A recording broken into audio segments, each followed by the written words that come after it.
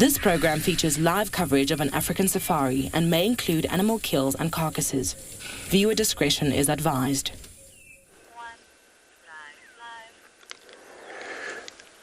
Good morning, everybody. Welcome to Djuma Private Game Reserve here in Veld, Mpumalanga this morning. We are sitting with Harrier Hawk, which is actually a bird of prey, another bird of prey, in this cloudy day. But I think this is actually what they maybe want to be about, hunting, because it's actually getting very interesting. You know, weather never settled down. In that case, most of the animals that hunt others then finally give up, been hiding out there, and then all they do, they try their best to, hunt everything they can. So everybody, for you to see how we're going to find these animals in this cloudy weather, if you jump aboard to your very own live safari through the African bush.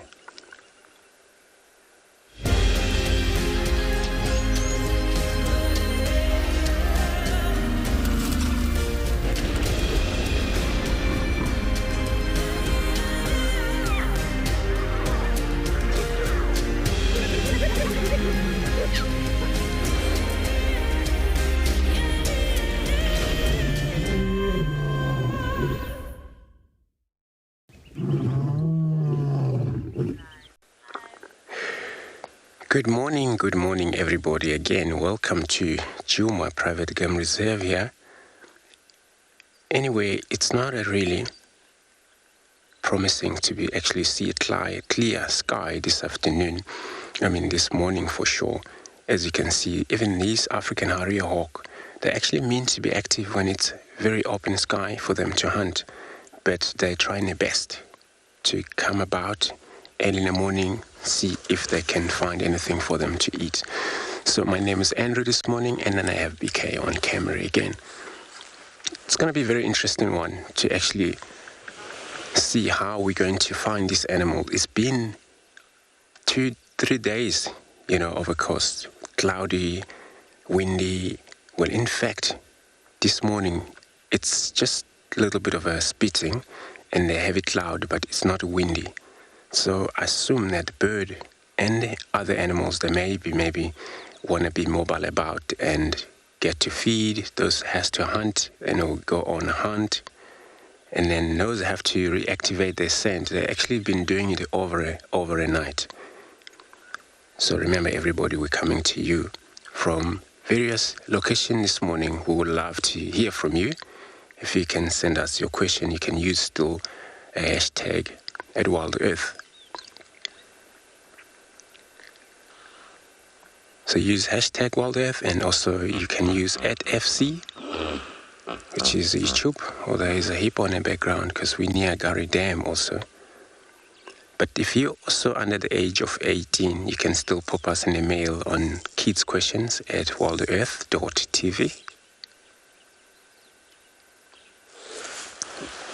But also you can still go register. Those of you who haven't been part of the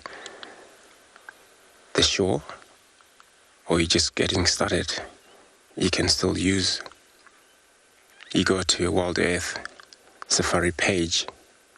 There you can submit your questions. What you do, so you go ahead over to the live Safari page and you submit your question there.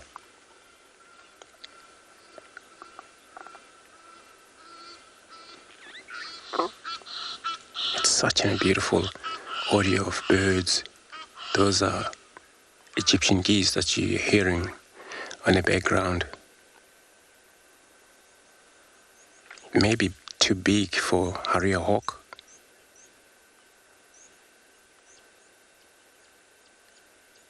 But who knows, when they're a bird of prey hungry, they could do their best. So this morning, Lauren, she will be also checking if she can find a leopard. She's going to go back to probably Treehouse Dam, that area, begin to search. Myself also, I'll be around Djuma, searching around for everybody. And Grant, which is in Phinda, also will be entertaining everybody out there. Steve in Brideland also. And in Cape Town with Trishal, we'll be out about.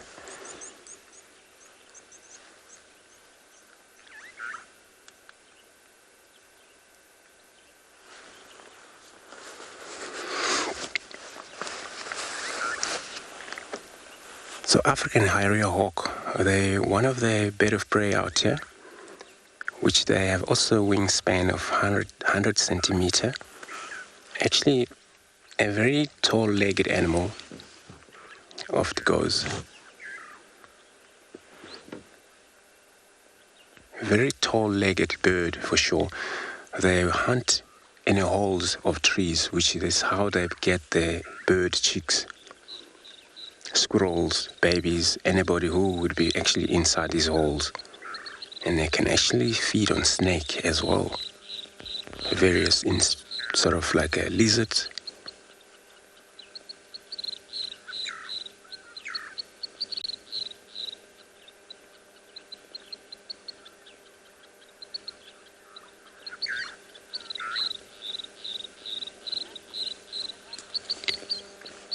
Looks like our bird just disappeared like that. We're just going to go around, search, see if we can find anything else. In the meantime, everybody, let's take a look at our weather.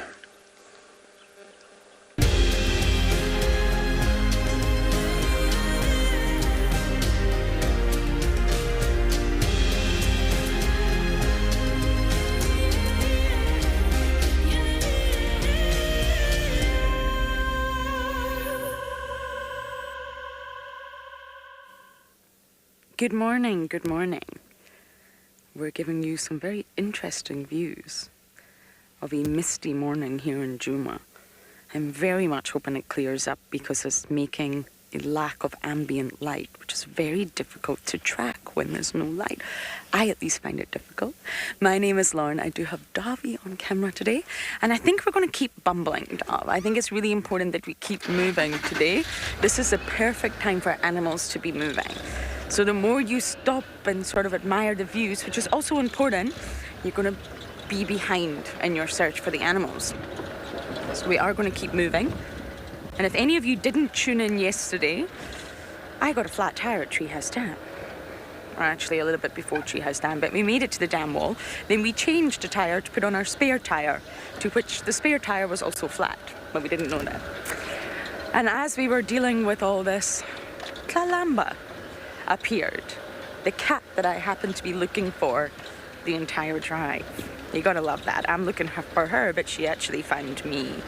She was not stalking us, everyone, not at all. She was very far away at the complete other side of the dam wall.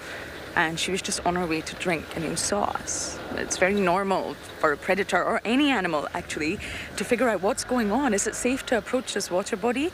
There's two very strange looking things doing something with a big round thing. It was natural for her to just check out. She wants to go for a drink, but there's people on the dam wall. Very normal. And of course, as soon as we spotted her, we, don't worry, jumped in the vehicle and just watched her go have a drink. It was lovely to see her. Wasn't exactly the views I was hoping for, I must say. So I'm just going to scratch around Treehouse Dam for now. And Tandy and Marib's got called in together on Chitwa late last night.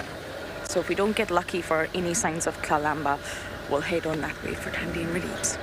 It's my last drive today. Well, this afternoon's drive will be the last one for a while. So I'd really like to catch up with some of our characters. And Chitwa seems to be where all the hyenas are hiding as well.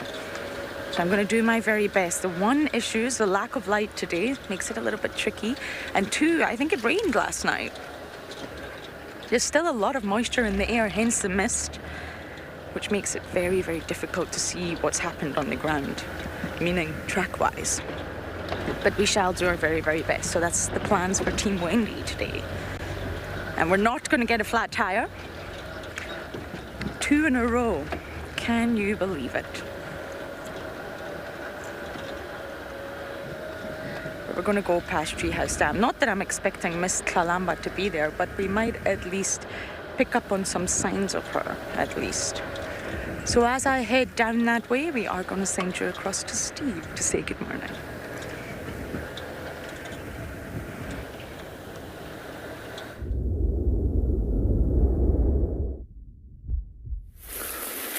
Good morning, everybody. Welcome to another overcast and actually a little bit warmer morning today. It's not as cold as it was yesterday because of the cloud covering the ground, but it's probably going to get colder as the day wears on without solar radiation. Hello, my name is Steve, joined by Gat on camera, and we are out and about on bushwalk.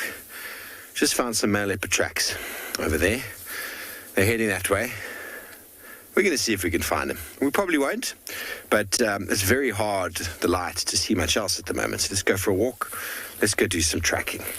Now, male leopard came from the drainage line, straight across, and just cut through over there. I'm just going to check this little junction over here, see if he's moved through. It would be nice to be able to find a leopard on foot. Doesn't happen all the time. Vicky, well, the conditions aren't ideal. The wind is starting to sort of pick up again, but it's been a pretty still morning. This huge amount of cloud cover has pulled in overnight. I thought it might have started to clear, but cloud cover, like a blanket or duvet, holds a lot of the heat in, but it also deflects the solar radiation from coming in. So today's going to be quite cold, but hopefully it's going to clear up and start to improve by tomorrow. But then, who knows? Who knows what's happening? But we're going to carry on. Ooh.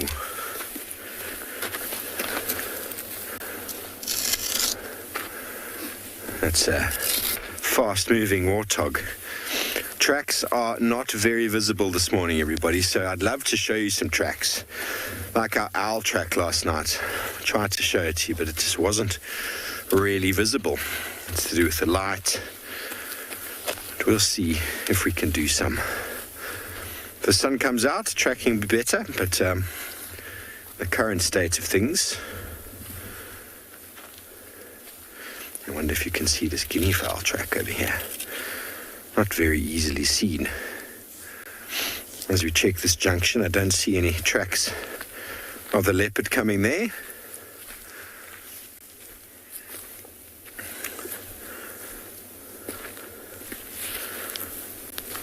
So we'll just check up this road, see if we can have any luck.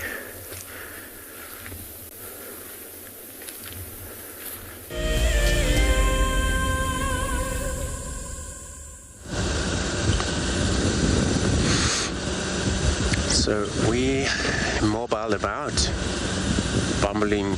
We're going to check most roads this morning, but with a main line track, probably the duck main I would think of, that he's probably walked past Gary Dam maybe in the evening, so the track's still there.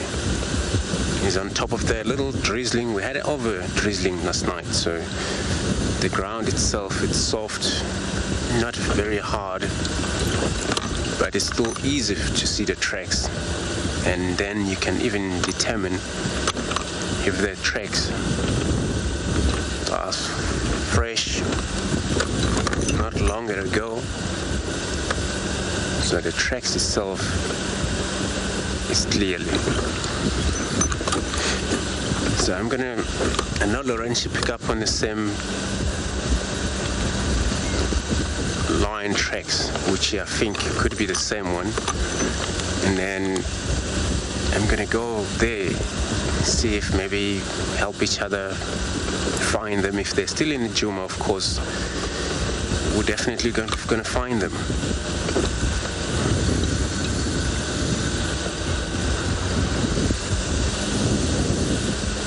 But it's been a long night, so if they have moved out of this area, it's that they were actually on move all the time.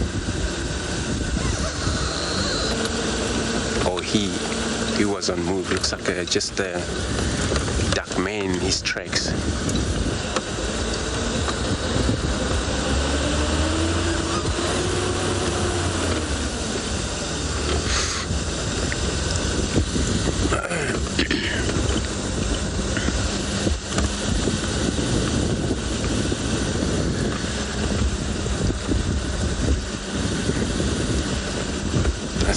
it's just cloudy. It's no wind. Maybe it's going to be slightly different to most of the drive we had previous.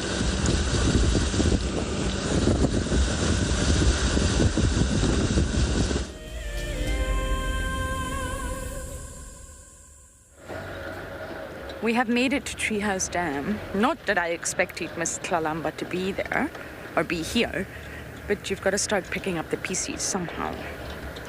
Not much is going on, I'm afraid, but we shall give you a view of a very grey, dreary-looking dam. It was quite entertaining all round, to be honest, because we've been complaining how we don't see anything at Treehouse. And lo and behold, Miss Kalamba was there. It's nice to see her at Treehouse. We've been seeing Moya here. We used to see Shadulu a lot here, and I have to say, Shadulu doesn't... She's shifted a little bit. She is said to have cubs. No one's found them. And they... I'm sorry, those doves distracted me. And she's definitely shifted in her movements because she's not coming that far into Djuma. The last time she was spotted, or even tracks, was when Tristan was here. And I think she got chased up a tree by Tortoise Pan, who I have yet to meet. But I mean, there was a period of time when Shadulu was always here. She was on Djuma for really, really long bouts of time. And Treehouse Dam was one of our favourite hangout spots. And it's definitely been a while since we've seen Shadulu this far in.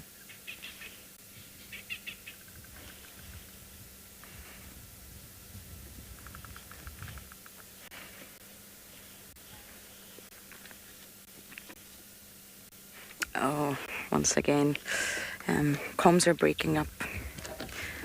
Our radios are far from working.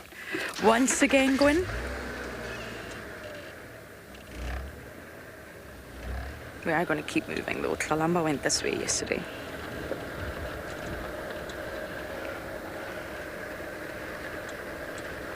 Cece, you're saying it was a great sighting with Kalamba and the elephant. Yes, I mean, it was in the dark. But yes, it was good to see them so sort of in close proximity to one another. And Kalamba really was not bothered. Not at all. The elephant reacted more than she did. Oh, I just spent hours looking for her yesterday. Hours and hours. She came from this road and she went onto this road. I spent hours looking for her tracks, checking all the hidey spots. Potential den sides. I was all over the reserve. And lo and behold, she found me. It was highly entertaining. The rain's definitely going to have worked against us, but we might be able to see our little tracks. And Kalamba's tracks are tiny. Really, they're very, very small.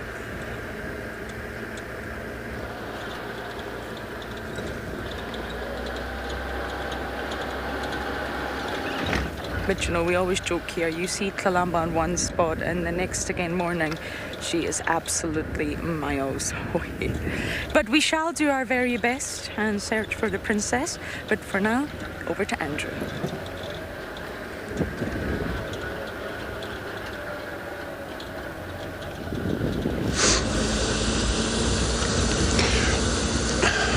Lauren, good luck with your search on Kalamba. Hopefully you get luck, for sure. The morning always promising to find greater stuff, such as a cat species, more especially, which you're also going to be on a track for, we think it's a duck man that the track has walked past quarantine that area, Gary Dam, but I think that could be last night. And then we're just gonna stick with the track. If he hasn't crossed to the west where he has been for the last couple of days, then it means that he's still around in the area.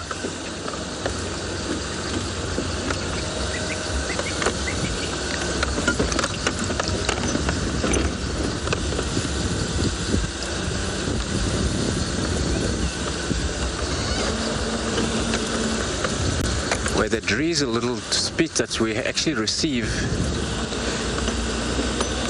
it's not actually cold, I might say. It's not actually very cold, like cold that we had when it was windy for the last couple of days. So it's just a normal but misty little bit someplace. So some animal, they may be moving about.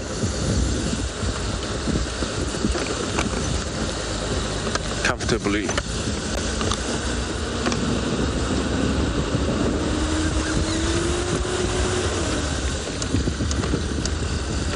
So duckmane just looks like a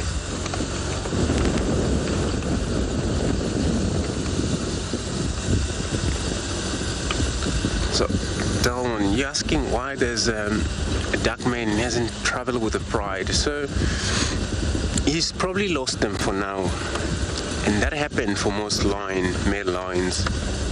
When they leave the pride, is that maybe is not that they abandon the pride, is that it has to sometimes do their own patrol.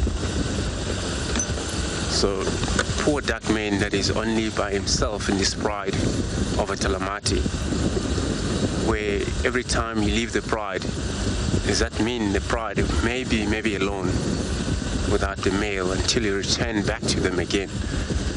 So he's probably also still on look for them, which he's trying his best. We found him on the far east yesterday, so he only go around where he normally think he may bump on the pride or maybe have a contact with them.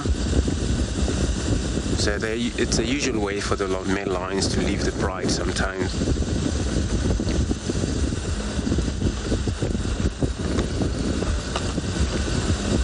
When they stick with the pride, they do little. The only idea they stick with the pride is because a lot of time they're benefiting from the pride. Whenever they kill, then they also involve as a male feeding on that. But they cannot do their work in terms of scent marking properly all the way around their property. In that case, and that's why some days they would be only alone, move around on their lawn.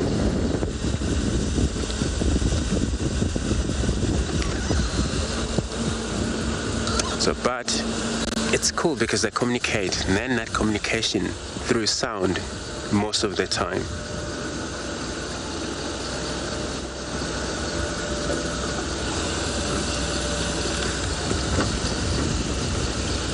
And communicate through chemical, which is a urination.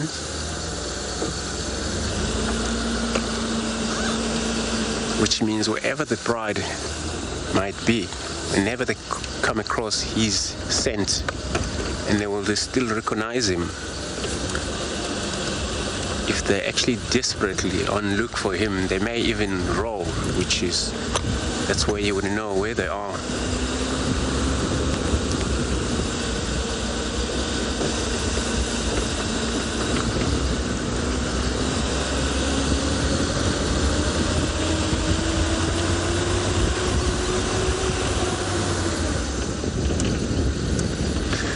I just don't want to miss him lying flat in this grass, and that's why I got to drive slow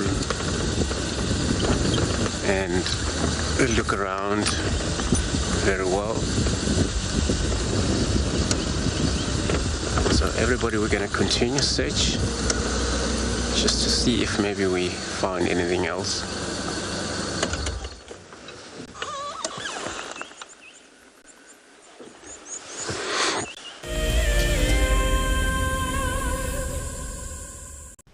It's been a very chilly winter here in the southern hemisphere, but now it's starting to heat up. The sun is rising a little earlier, which means, of course, the animals are too. From the 17th of August, the WildEarth team will be venturing out as the dawn chorus begins, as the sunrise safari will be starting half an hour earlier. Lock those times into your diary and set those alarms to make sure you don't miss out on your safari through the African bush.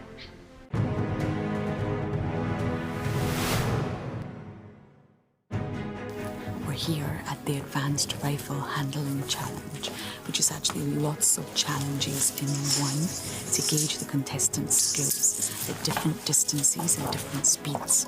This is probably the challenge that the contestants are the most nervous about. So let's get them locked and loaded.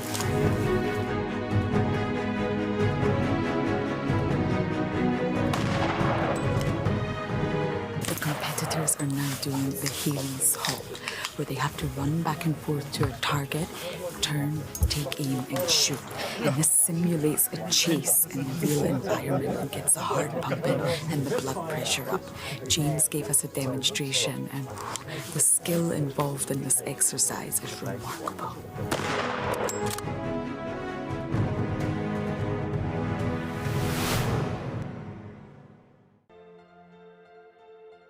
This is a battle of two great carnivores of the African wilderness.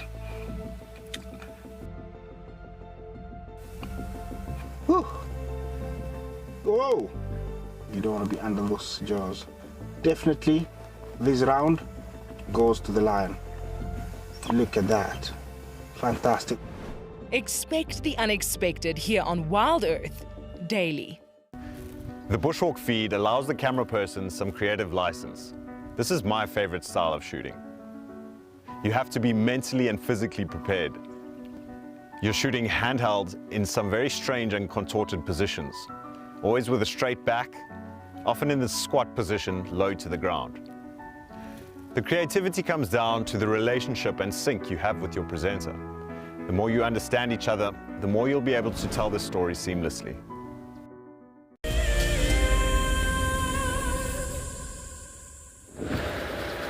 We're still scratching around.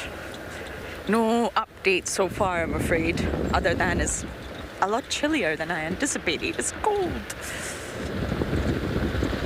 We bumped into a vehicle yesterday who was full of people that watch WildEarth. He said, I have one question for you, Lauren. I need to ask it. I think, okay, go ahead. Why do you never wear gloves?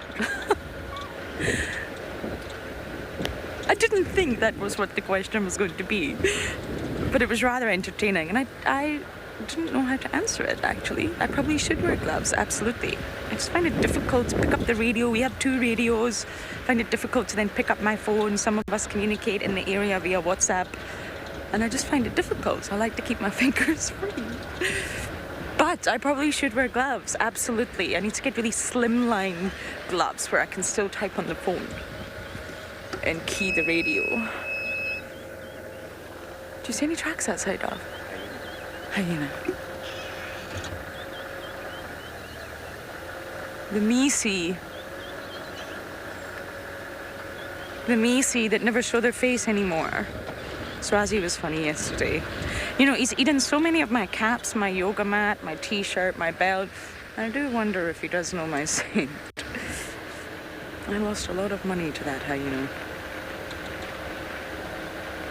And shoes, flip-flops. And I didn't learn.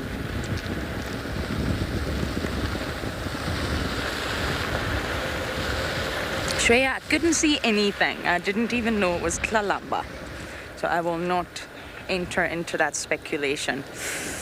We need to see her during the day. I need to get a good look at her really, really closely, I'm afraid. I know that some of you feel she has cubs. She absolutely possibly could. But from my point of view, I couldn't see anything at nighttime. Really, it's very, very tricky. We have no vision. All we have is through the infrared. And there's absolutely no way I could possibly say I saw suckle marks. No way. I would love there to be suckle marks. And I have been checking around dens. It's been giving me a sort of nice little mission. I know a lot of the den sites around here that have been used by the Nkahumas and Tandy, and even Tlalamba herself. But no luck, not even tracks, no sign. But as for suckle marks, I really couldn't possibly. I mean, it was a long distance nighttime visual. But as to her whereabouts, I do not know.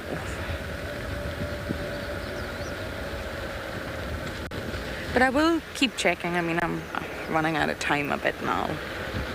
But hopefully it's good news. Normally if a female does lose a litter, to which she did, she'll come back into estrus very quickly, as she did, because she was seen mating with Mowati. Whether that was successful in terms of mating, in terms of fertilization, we don't know. And she has been rather evasive recently. And that makes me suspicious, but that's the only thing I've got to go on. I mean, when we saw Kuchava and I called that she was pregnant, I mean, it was so obvious, very low-hanging bulges. You can see immediately it's not food, and very full mammary glands. I think I saw Kuchava maybe a day or two before she was about to give birth. But otherwise, it's very, very difficult to call with the leopard.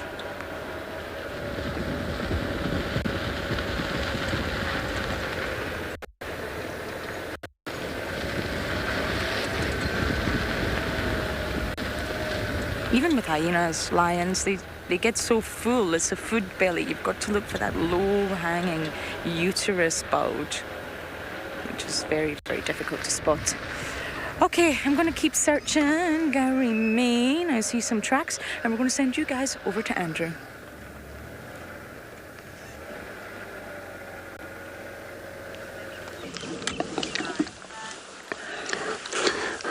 Good luck, Lawrence. We also found ourselves an elephant during a search of a duck man. Actually lost his track, so we're still gonna keep on driving these roads.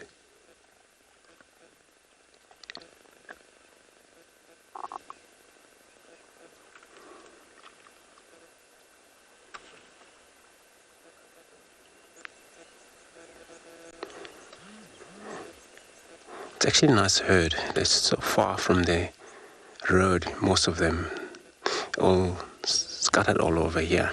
It's just because of they do the best, and that's how they do. They don't have to be always close together.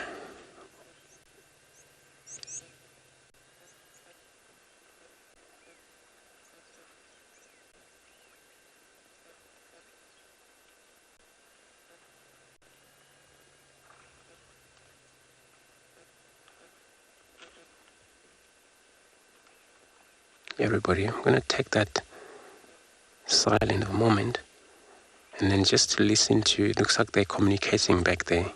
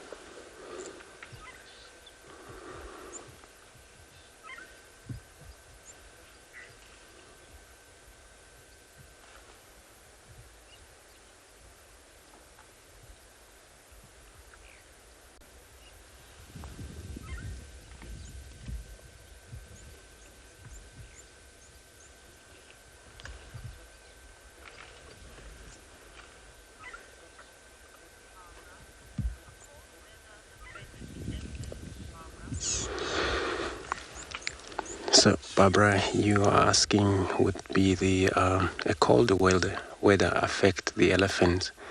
So, they can actually get affected if it's highly cold. And all animals, including all the antelope species, they will be much affected with the cold and wind.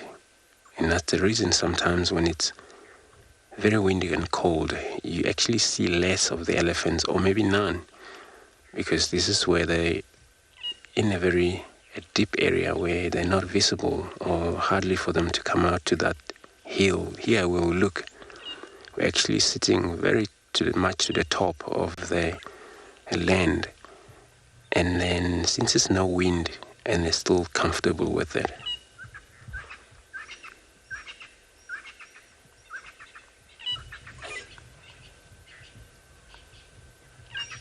So with this morning, we understand that actually mist is taking place, but it's not such a wind that bring the cold front. And the cloud itself, without the wind, it sometimes can provide a little warmer a bit. But once the wind takes place, then of course the colder front, it's from the oceans and the whole colder freeze. And this animal, they will also feel colder as we do, or as the other animal do.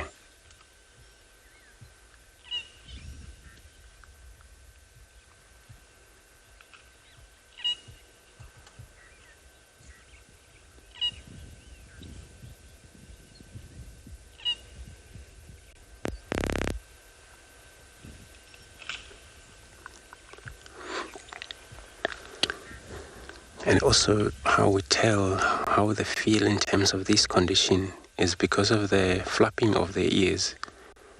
They don't do any of these at all. So this is actually, they all right with the temperature. But when it's hot, then of course they will flap their ears because they now has to make sure their whole body is cooled off.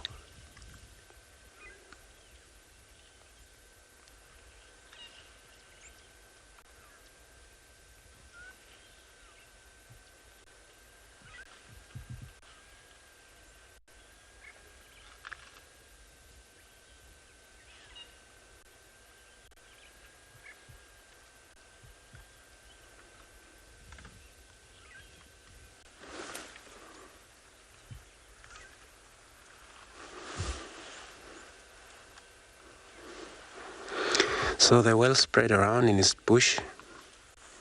Some of them, when they were right inside, some of them even fell away into that thick.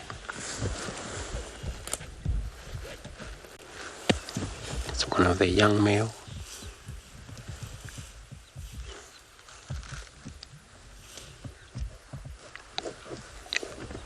He just looks like he's going to be having such a beautiful task of this one.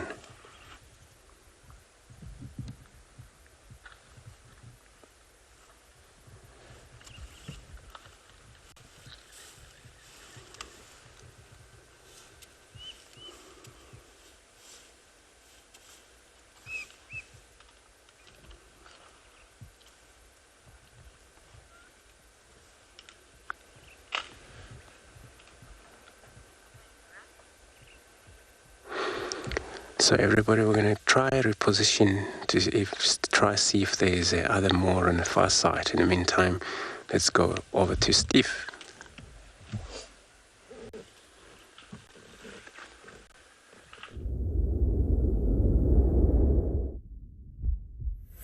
Well, thanks and welcome back to Pridens, everyone. We've just had a pearl-spotted owlet shouting. I hope he's going to do it again.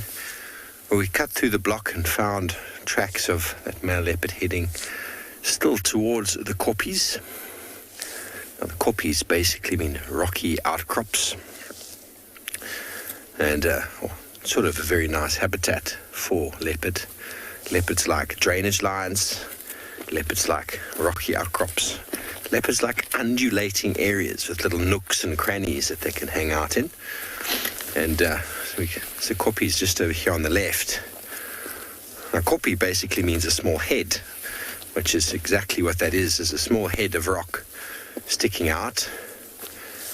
And sometimes, if you're lucky, you might even see a leopard sitting on these rocky outcrops. So when you do find yourself driving around in the Kruger, doing a self-drive tour, and you come across sort of rocky outcrops like that, always stop and have a little scan, especially when the temperatures are cold.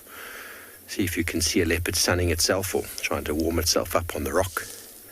It's also great habitat for small animals such as rock dassies, klipspringer, and you do get some unique sort of bird species that live on the rocks themselves. So we're going to just go around this rocky outcrop and see if the tracks have come out. And then we might go back in and investigate.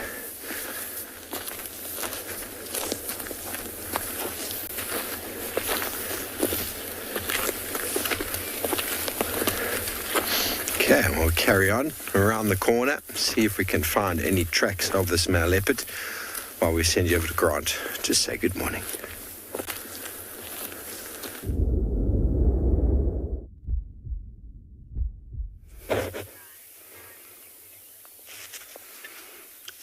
Good morning, everybody, and welcome to andBeyond Phinda Private Game Reserve this morning. My name is Grant, and this morning we have got a very, very special guest on board. Barbara is a holder of a ticket to Dream, and she has decided to join us this morning on our adventure through Phinda. And so, Barbara, what are you most looking forward to seeing this morning? Good morning, everyone. It's so wonderful to be here at Phinda and with WildEarth. I'm looking forward to seeing, for my top choices for animals is a pangolin and elephants and cheetah. And I'm also getting to know the backroom operations of broadcasting for WildEarth, and this has been a wonderful experience so far.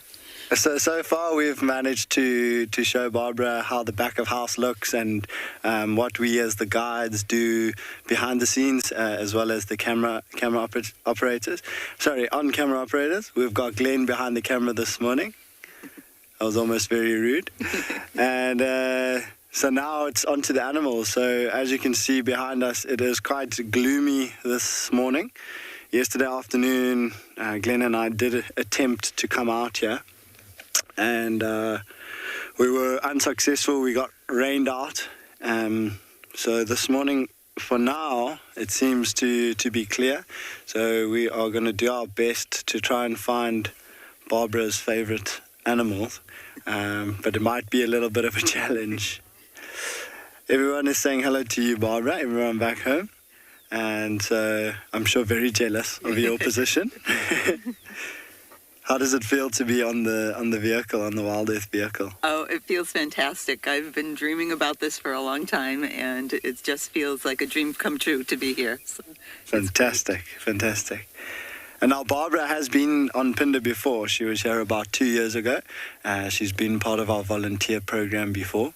And part of this trip is volunteering again with andBeyond and here on Phinda. And so it's nothing new. The only new thing for Barbara is experiencing WildEarth and getting to be on the vehicle and seeing how things go and how things operate. But she's no newbie to animals. She's very familiar with animals. But it never gets old or tiring. It's always new and exciting to see the animals. Exactly. So we are going to take Barbara through this beautiful area that you can see behind me and go and see what we can find this morning for Barbara and for all of you at home.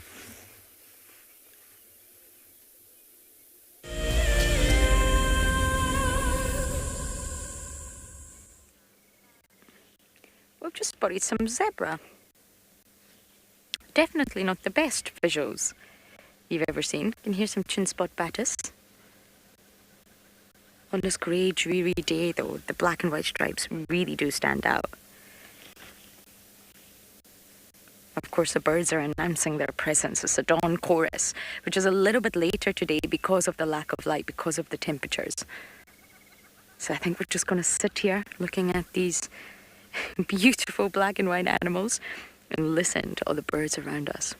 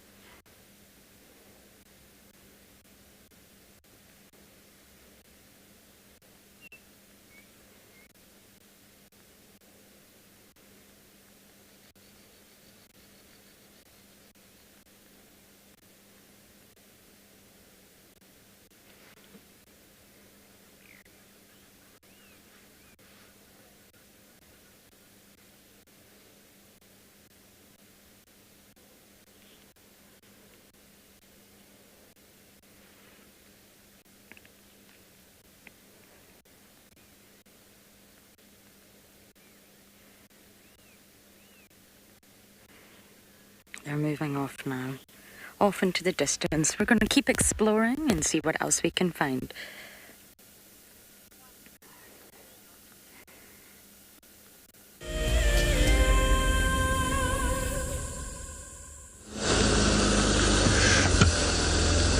So everybody, we're still trying to reposition for these herd of elephant. There seems to be actually a greater number of animal here. Just got one big bull right here where it looks like he just came on mast, which is probably one of these behavior male elephants always go through the situations. So coming on mast means that bull, he would be looking for females who she's on estrus within their herd. And then that's why this bull is actually wandering right on the far end. But he will go through each one of the female, sniffing, checking for this female status.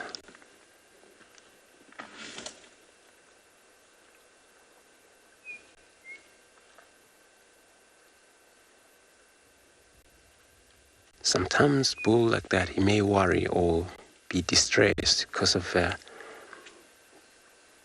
that period he's in. We've seen the young male also. It's actually two male in the area. Another one, he was actually on the far left, who is trying to move out of the area because he seems to be the biggest bull in this group.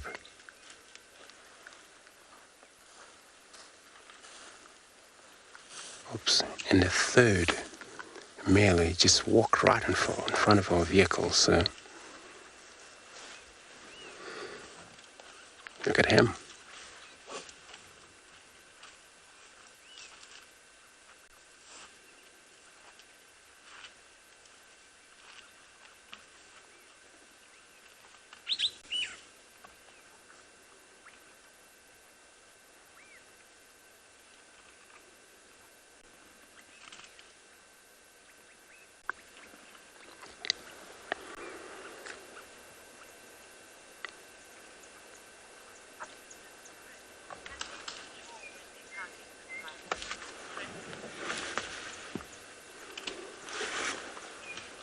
Chris, so you asking, can they be controlled when they come into mast?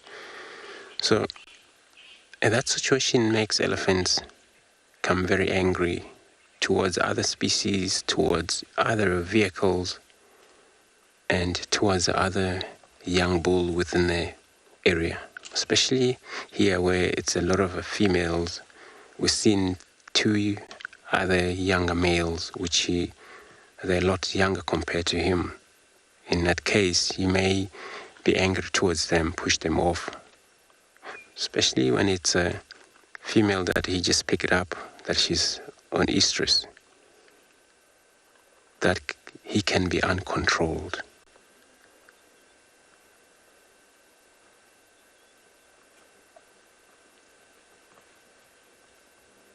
So I'm gonna drive further forward. He moved away, but it's only these two male that are close by to us.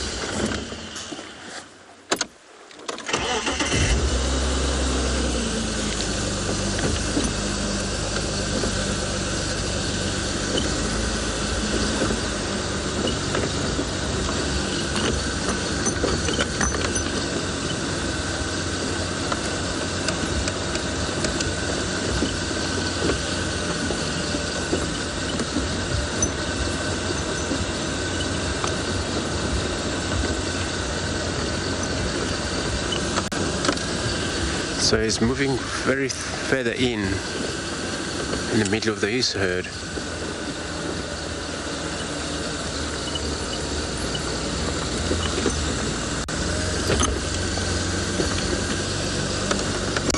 I'm gonna go forward and stop there. So I missed that question from Benson.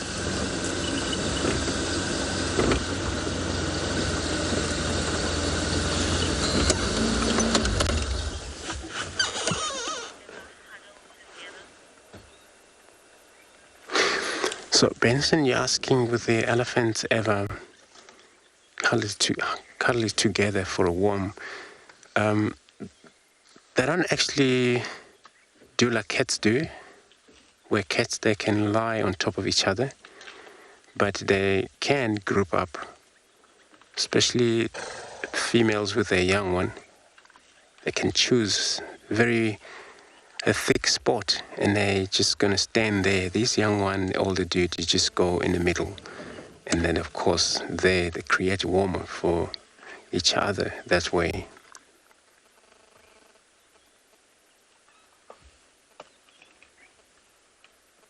And the colder they get, won't be much colder like normal species or prey species get most.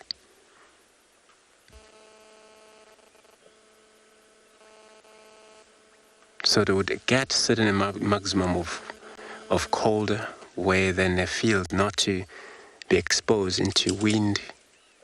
Only when it's necessary, they have to reach somewhere where they have to.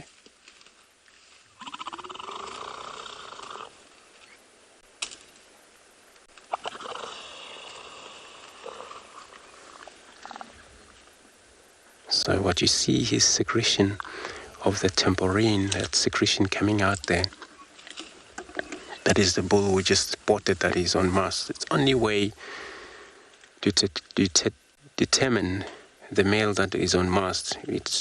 You come across such secretion that is leaking there, and also behind his leg, it will be dripping of the urine, and that's you sure you would know. You come across such a bull.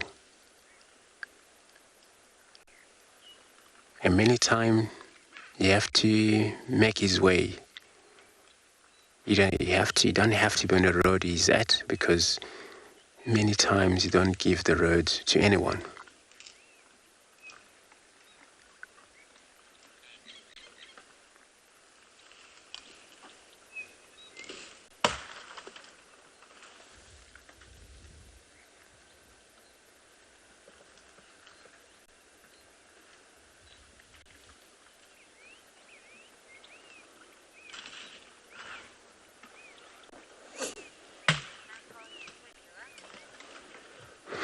So everybody, we're just gonna sit with this beautiful herd of elephants, see what they do.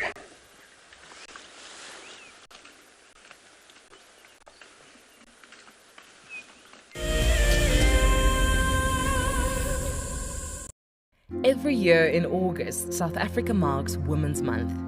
WildEarth would like to acknowledge and thank all the amazing females who have worked tirelessly to share our nature with the world. We're gonna have to just wait, okay? She's gonna come out there just on my right-hand side, and she can see these impala.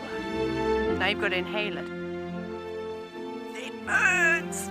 I don't know if it's supposed to work instantly. Go, girl, go! Get her! Get her, girl! Get her! I'm so looking forward to following her story in the future. I'm really hoping there's two. I'm really hoping there's two. But you know, even if there's one, oh my goodness, everyone. And I get to share it with you. Isn't that extra special? I get to experience it and show it to everyone.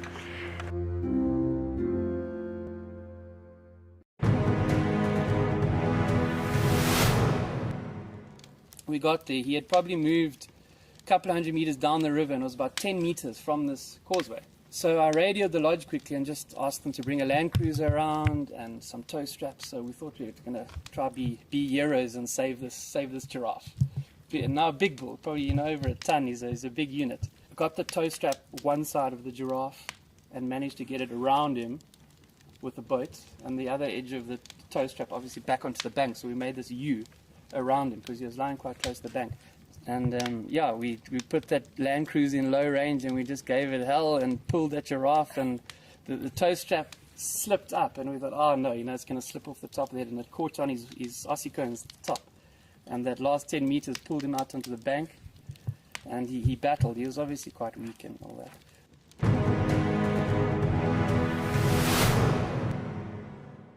Looks like it's a very difficult climb, because every time it tries to climb, the ground is breaking, so it slides down. but it's the only one. Look at that. That is a call of desperation with a cub. It's like, what are you doing, mommy? Oops. Oof. Expect the unexpected here on WildEarth daily.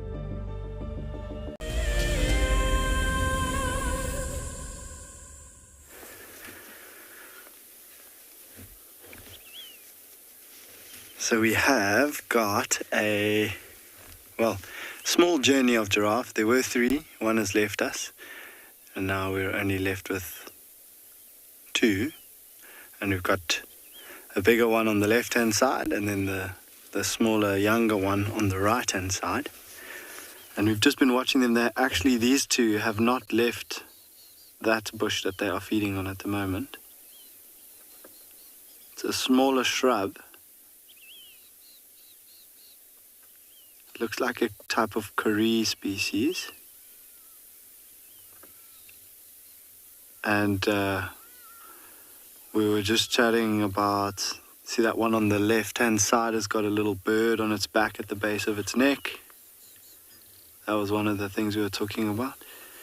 Talking about which birds follow animals, and Barbara was saying that she knows that the egrets and the oxpeckers are 2 birds that do tend to follow the mammals around, and there are others. And then the other question that Barbara did have for me was to do with the age of the younger giraffe, and just looking at the size compared to the mother. That little one is also, if we look at its belly, when Glenn goes back onto it, I'll point it out to you, but where the belly button is, we would look to see if you can see any sign of the umbilical cord still being left behind. That would tell us that that young giraffe is under 3 weeks old. And so this one, I've had a good look with binoculars. It definitely doesn't have any sign of the umbilical cord still being left there. And also the next thing that we would look at is the development of those ossicones, Barbara. So on the top of the head, those little horns, you'll see that those ones have grown and slightly extended off the top of the head, grown into slight little horns. And whereas a very, very young giraffe will have, basically you can see that black tufty fur on the top of the ossicones. Yeah. That would come straight out of the head. But after about a month or 2, that little ossicone will have grown a little bit out of the top of the head. So yeah, I'd probably put this young giraffe at about somewhere between a month and 2 months old. Probably closer to 2 months.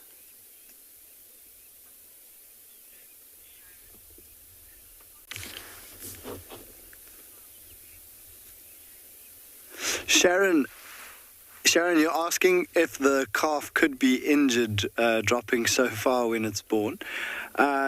Look, I mean, like any pregnancy or any birthing process with all mammals, there are complications from time to time, but giraffe have evolved to be able to sustain that drop from height. They've got a very hard bony plate on the top of their head where those ossicones form out of, and so when they drop down from their mom and land on the ground, their brain is quite protected from that. And with quite a flexible spine at such a young age, very soft bones, they are able to sustain that fall. So it is very unlikely that a giraffe gets injured at that fall. But I have seen deformation sometimes. So just because of the knock, sometimes it causes one of the ossicones to grow out to the left, one to grow to the right, or maybe both of them grow inwards. So that is a side effect of sometimes the way that they fall, and especially if they fall onto very hard ground. But usually, no, there's no deaths from that fall. So our giraffes have left us. We're going to continue down this road.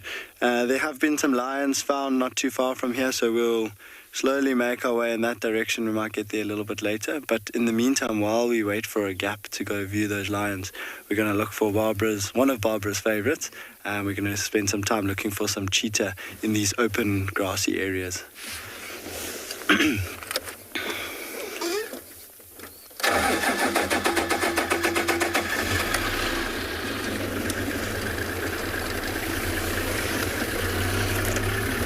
So there were tracks that we saw of 2 male cheetahs.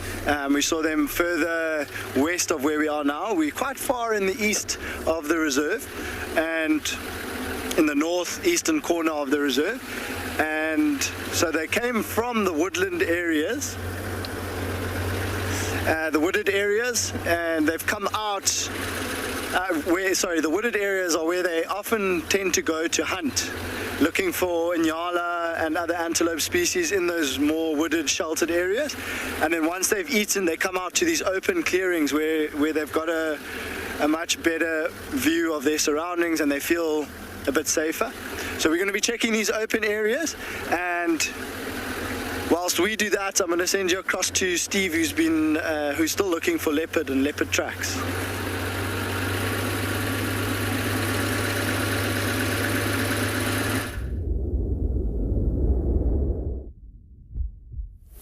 Well, thanks, Grant. We have indeed been looking for some leopard tracks, and this is one of the koppies we thought maybe the leopard would have moved towards. Impossible to find a leopard track on the rocks, though.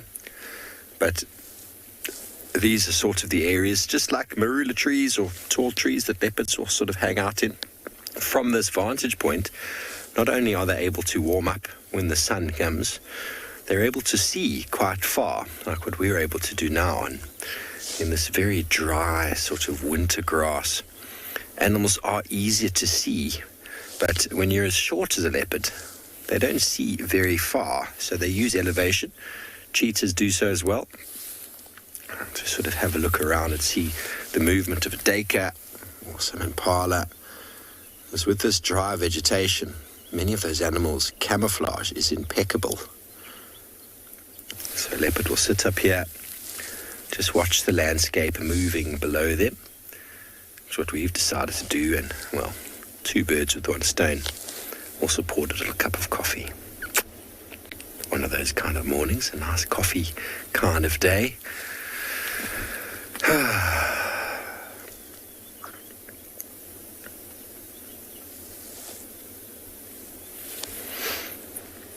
David, situational awareness is the technique, and it requires practice. To avoid dangerous situations, you need to pay attention to the weather conditions. If you go walking in the wind, you're going to find yourself getting into trouble.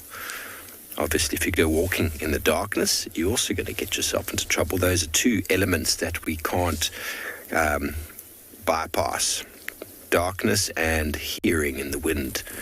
So being very alert, all our senses need to be very in tune. Listening, seeing, smelling is a bit of a last resort with regards to our survival out here. Most animals rely heavily on their sense of smell, but for us, it's our eyes and our ears. But then, in saying that, after years of experience and years of time out here, growing up in Johannesburg as well, developed a 6th sense inside of my tummy. And many of you might have heard the word 6th sense before, but to embrace your 6th sense, it's a bodily gut feeling.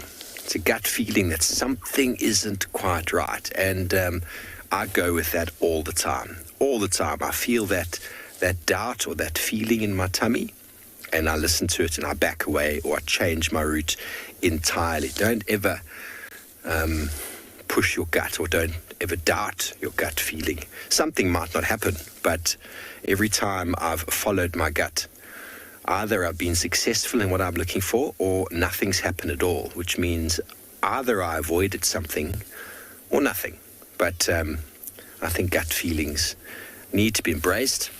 So that is our 6th sense. And the other day, Gert, myself and Nivo on foot with that male leopard. That male leopard was walking directly towards us. He had the sun in his eyes. The wind was blowing towards us. There was no way he knew we were there.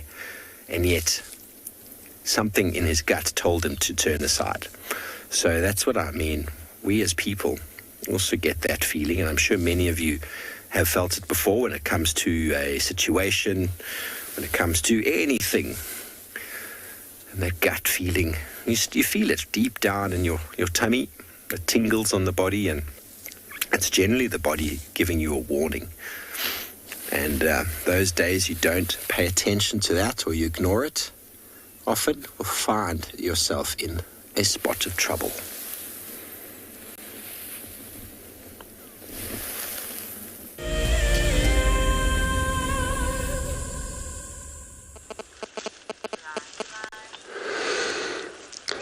So we're still sticking here with these elephants.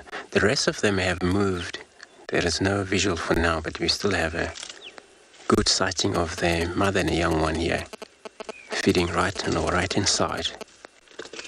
You can see the baby also involved close to her as a mother. They're all going to share whatever she breaks down there.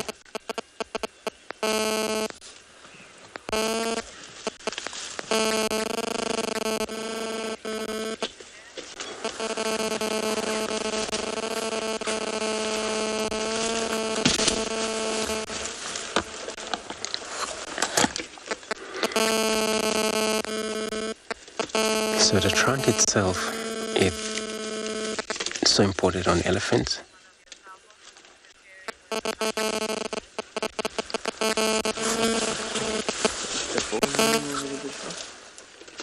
Yep, stop.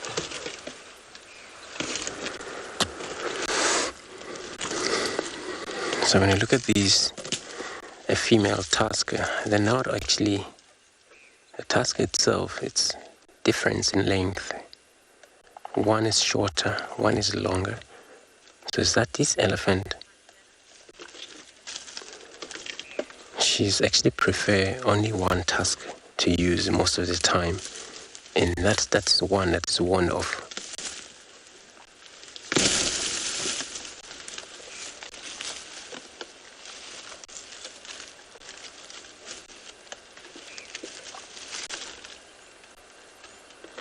And a young one also gain experience of how things work. His forelegs, they do much better, helping the trunk, kicking off the branches. Those are harder to come off the ground. They will be kicked and break it off.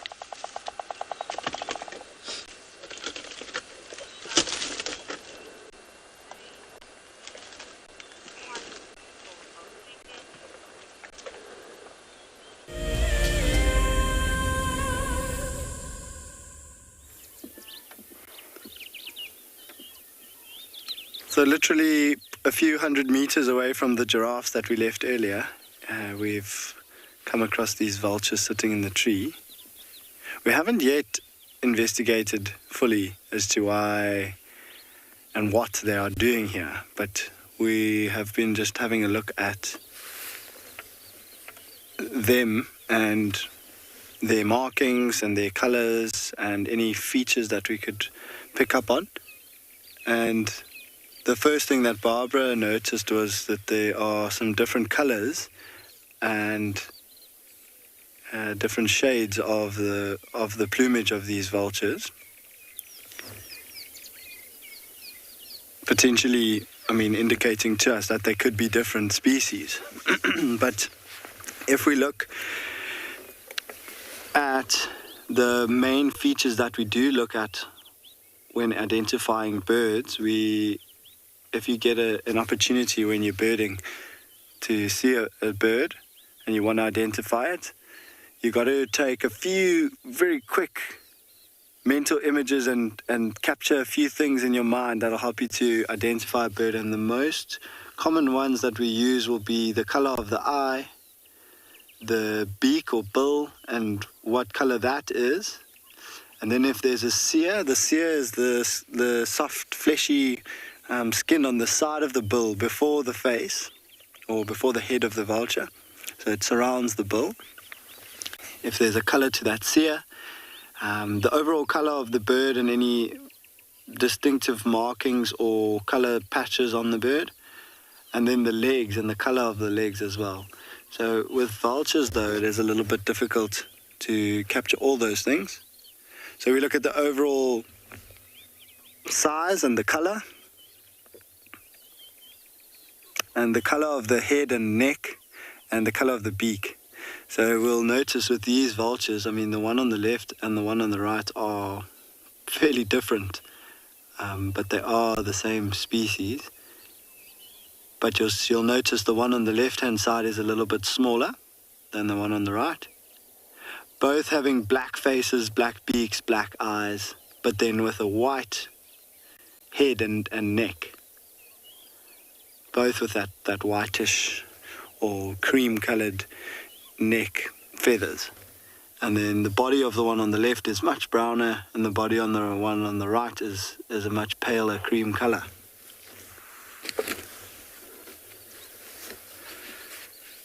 So I did show Barbara in the book, but I just want to show all of you. And Barbara was asking about whether or not the plumage of a vulture, just take my glove off, the plumage of a vulture has anything to do with, or not necessarily the vulture, but we're looking at, oh my word, did they just fly away now while you were on them, or when you came to me? Two of them have just flown away. So we're looking at the white-backed vulture, which is on this page, and we're just remarking about the different colors and the different phases that they go through. So starting at the top is the youngest of the vultures, of what a white-backed vulture would look like when it is born. So that's within the first year of its life. You'll see very white feathers on the head and neck, but then very notably those yellow patches on the breast or on the chest. And then those yellow patches change to an orange, then to a pink, and then to like a more purple color. But noticeably the black eye, black face, black beak, very black, uniform black. And then the color of the vulture's feathers changing as it gets older. So from that very brown, dark, streaky color as a youngster, developing all the way into that very plain brown color on the bird's body, with those purple pink markings on the chest, and then a black head. So both of those ones that we saw there were youngsters with the amount of white that they had on their heads. And then the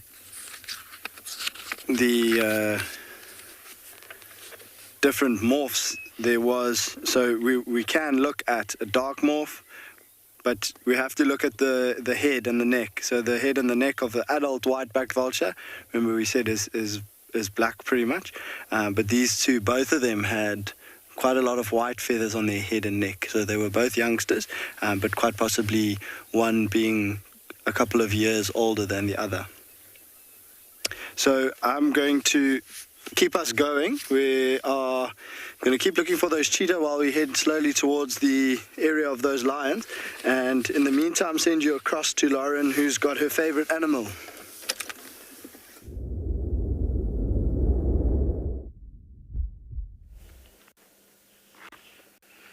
We have arrived back at the kill site of Simba. He was here this morning, but once again he's ran off.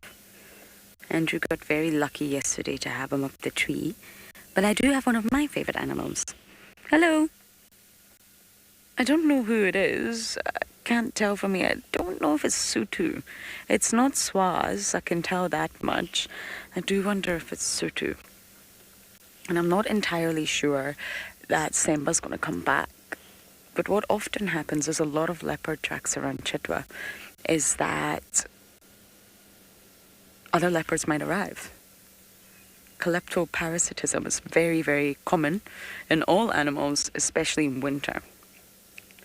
It wasn't actually Tlangula, it was Tavangumi yesterday. It got called in as Tlangula, but it was Tavangumi and Kara on a kill at Jakana Dam.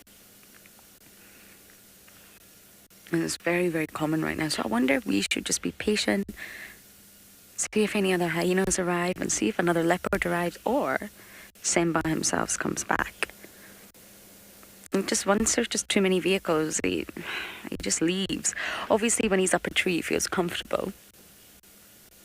Safe up there. But otherwise, he's just not good on the ground. He hasn't been, I don't think it's just lockdown. I think something happened, but I couldn't possibly say what.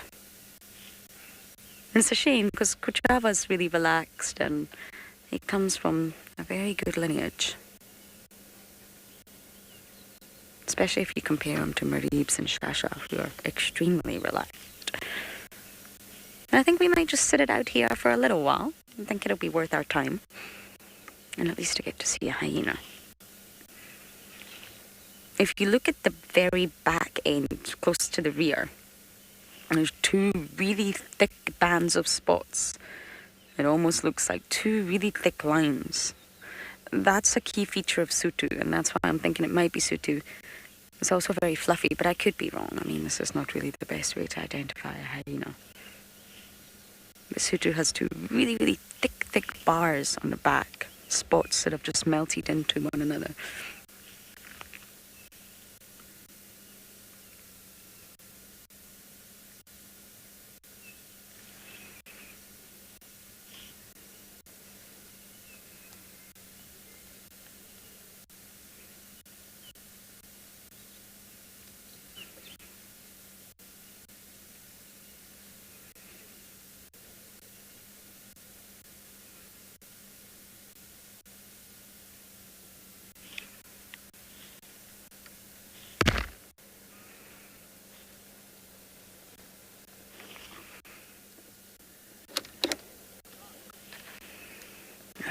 Comms again, I'm afraid.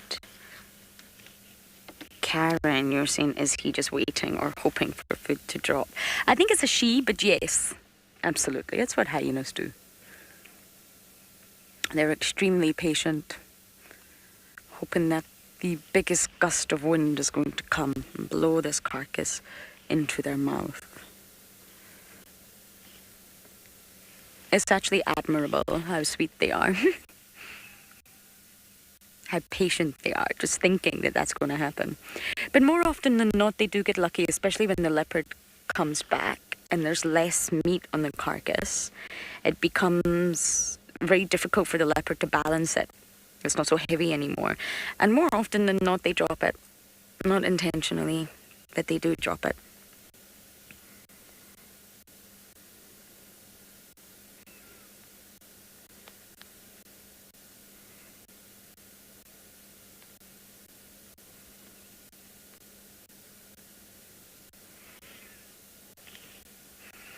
I thought there might be another hyena around. I can't see any right now. But Semba was here. So he might return.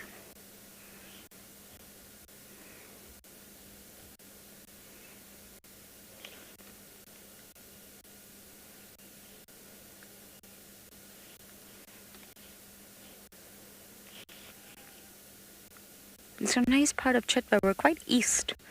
Very close to Cheetah Plains, I guess.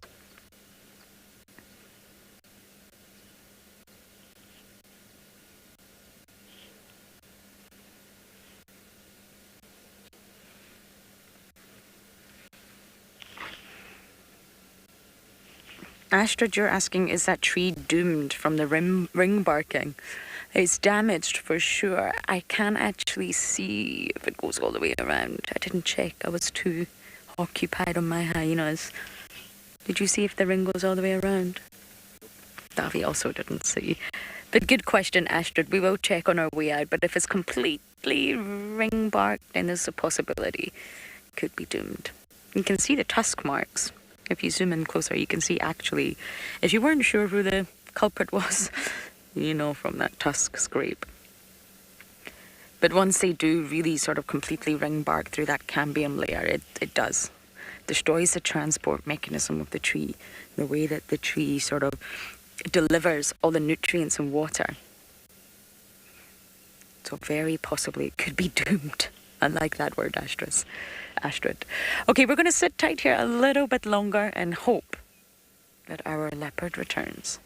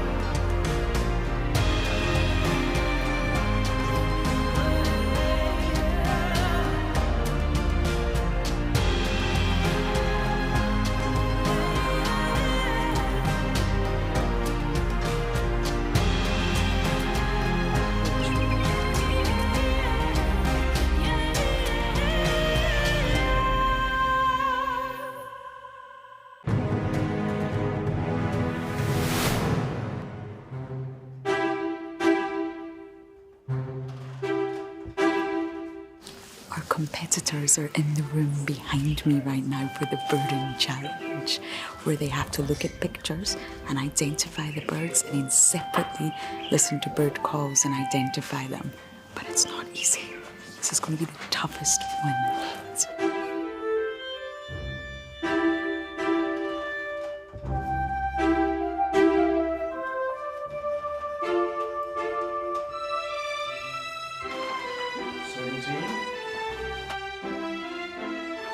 Here we have the previous year's winners. You can see they're trying to see if they can remember all the answers, and look at them taking a sneak peek.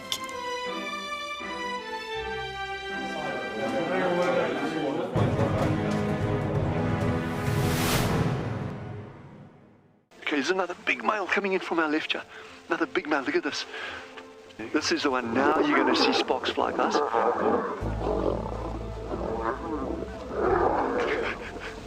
Guys, it doesn't get better than this, eh? Yes! Unbelievable. Africa, I love you, eh?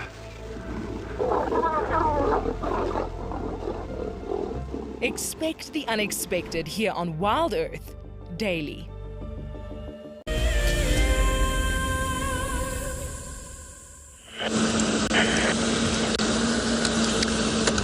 So everybody, we have left the elephant. So we're on search for, we were actually on a duck main's tracks, but he seems to be crossed to the west. Now we got impalas here, which it's very interesting to see how they start their morning. Now looks like there's some skies, sun's coming out through, and hopefully everybody's going to be warm. As you can see how they're caught, it's very much fluffy though, because of the providing warmth of themselves.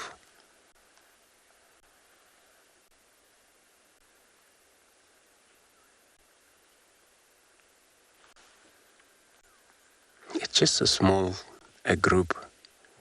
Looks like 2 females and the 3 females, 2 male, young males, so they're probably maybe separated from the rest of the group, where they're mainly in a big high rim of above 30, 60, probably possibly 100 in a high rim of females, and where they're controlled by one male.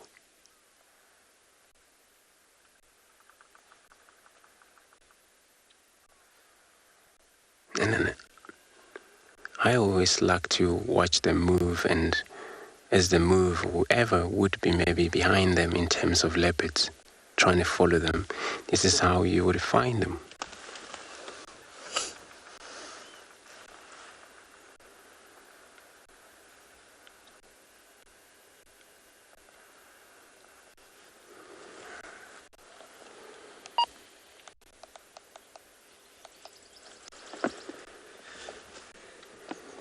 So they're moving into the bush. So they're probably going to hook up with the rest of the high rim back there. These young male, they haven't yet dominate. So they may be allowed probably in the harem of the females by the dominant male. So I'm going to carry on. Check.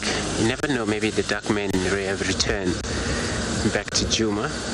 But for now, we know he has gone to the west.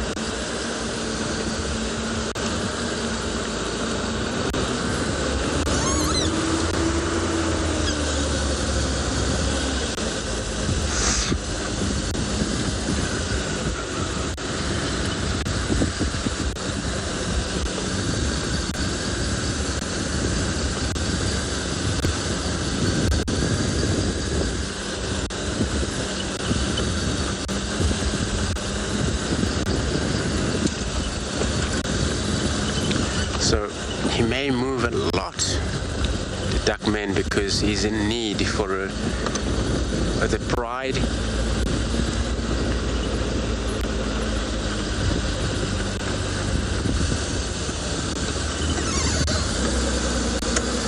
Just gonna take a listening around here, hopefully got any audio of anything, because sometimes the morning bush can provide a lot, especially if there's a cat moving about through the bush, and then you're able to see that as well.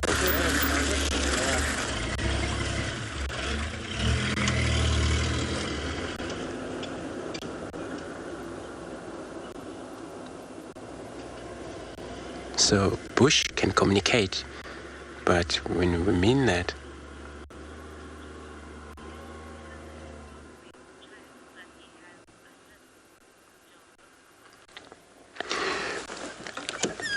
so Joseph, you're asking, can I tell the duckman's tracks that he has a limp? No, unless you check from where he lay down. But the minute he walk 4 or 5 meters and then he walks normally again, so you're hardly to tell that. But if you would find where he lay down and then check, you may see that it's the one, because he may not walk normally. He would show a little bit of a limp, but then normally again. So he only limp when he's just begin to walk.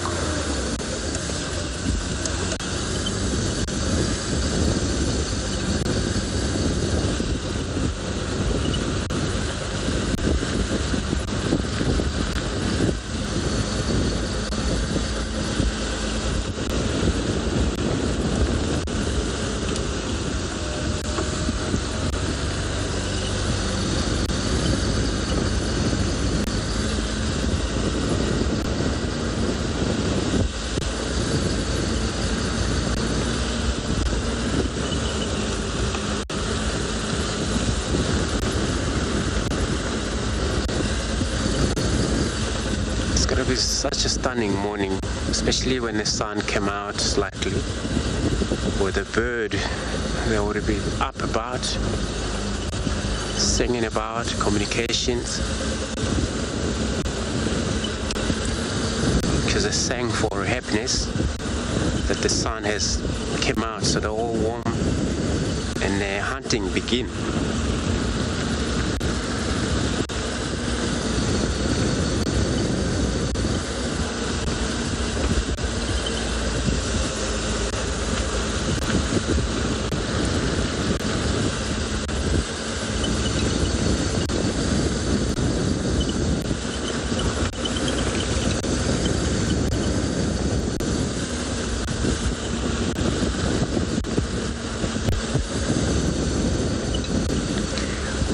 Bump on this herd of elephants again, since they were moving through that wood, and then they come out, if they ever come out, as they're heading far inside Djuma. They may pop out somewhere, maybe quarantine later on.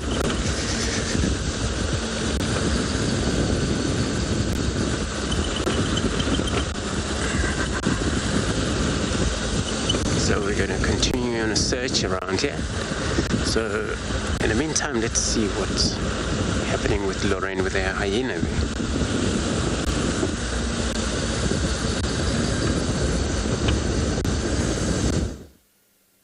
The situation's not true. Oh, hello, you popping your head up. What do you hear?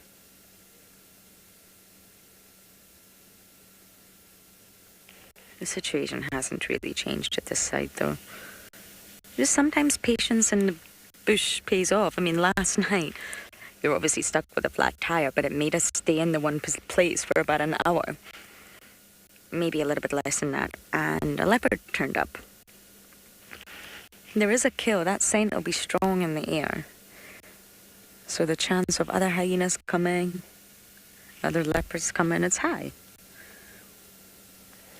It was so good to see Simba yesterday. It was brief for me, but it was really good to see him.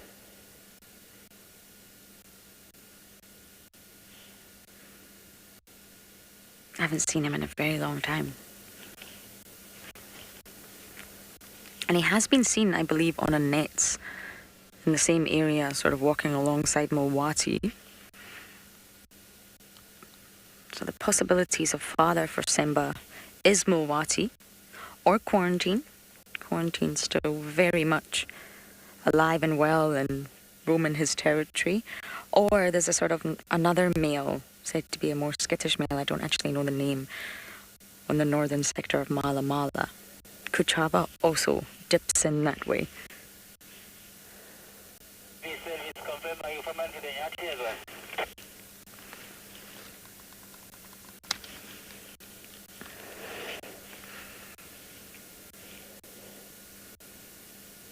I'll give it like another 20 minutes.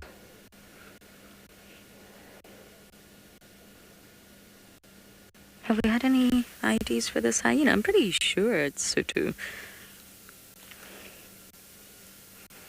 But it's also very difficult to see without seeing the face and the full spot pattern.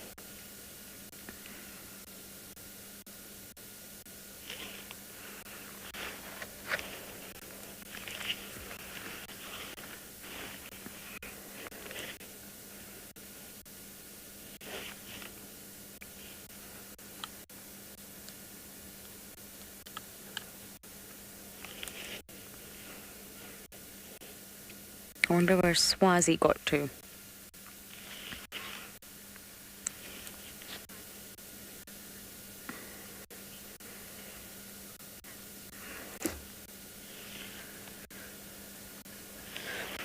Did you get that name, Doggy? Tammy. A hyena? From the same clan? No. They're very sort of strict in their social structure. And they wouldn't fight with other clan members, generally speaking. But at a kill site, it gets very, very aggressive. And a feeding frenzy sort of starts, so they can sort of squabble and fight at kill sites. And of course, if they have any in-clan disputes, like a matriarchal takeover, they absolutely can fight and injure one another. The clan dynamics are very intricate and complex. But I have a funny feeling, Tammy, you were asking about another hyena from another clan. Wasn't entirely sure what you meant, but if you are meaning from another clan, then yes, they would fight. But it depends on numbers. It's all a numbers game. I mean, you see videos of lions attacking one hyena, and then there's a video that's circulating right now of, I think, 10 hyenas attacking a male lion. It really is a numbers game. So if 3 hyenas from another clan, maybe the Kruger or an Elephant Plains clan, came up to Sutu here, she would absolutely run. But if it was just one other hyena, she may try and stand her ground and figure out who it is and what's going on. It's all very circumstantial when it comes to sort of questions like that. But neighbouring clans are not friends, just like neighbouring prides are not. They're territorial and they could easily fight. I remember in the Masai Mara, the North clan had a huge sort of standoff with the Happy Zebra clan. Their territories bordered one another quite closely. They had a bit of a fight over a carcass. I want to say a zebra carcass. I could be wrong. But normally with clan members, as long as they stick to their rank, then there's not normally too much fighting. But if one clan member starts acting a little bit more dominant than they should, then it could be problematic.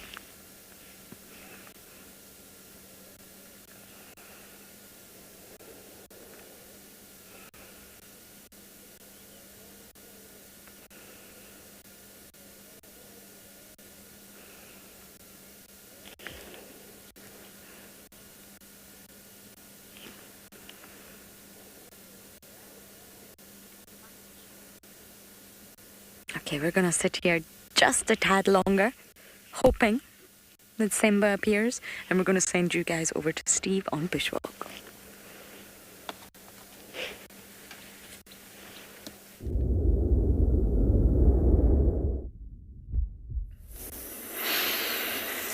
Well, welcome back, everybody. Welcome to another kopie, to another rock, where we are having a view, once again, of the landscape, seeing if we can see anything moving down below.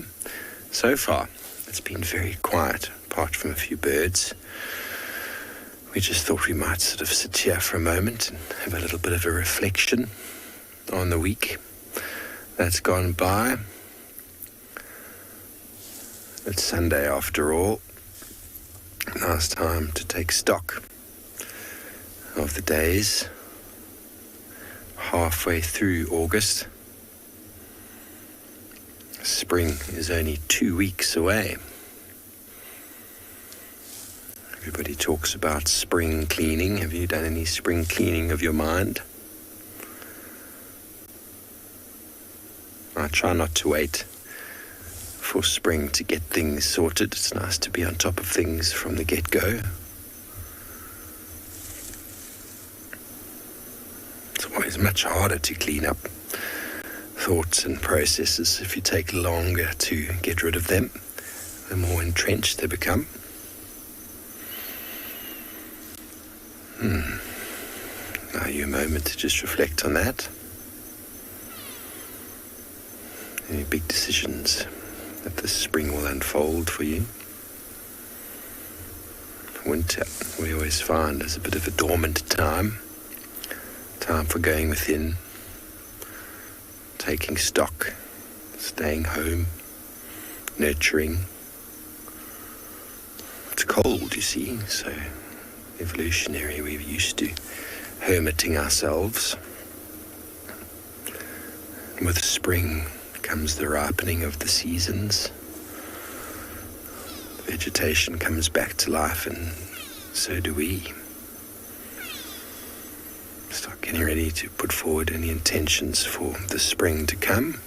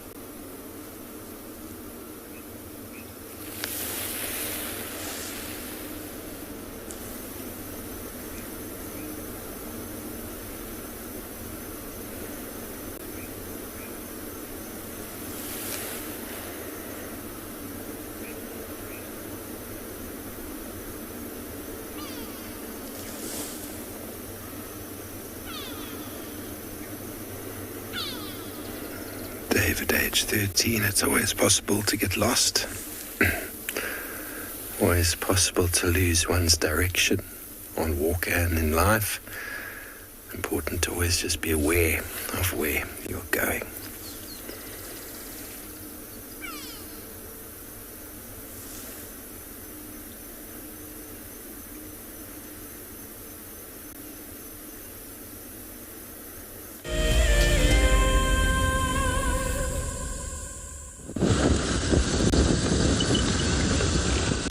So it's bumbling around, haven't found anything yet. So this is the boundary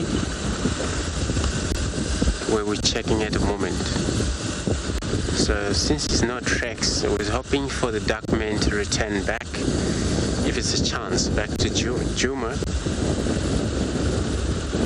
But there's no tracks of him returning back. So we're gonna maybe look for something else. There's quite a few animals to look for.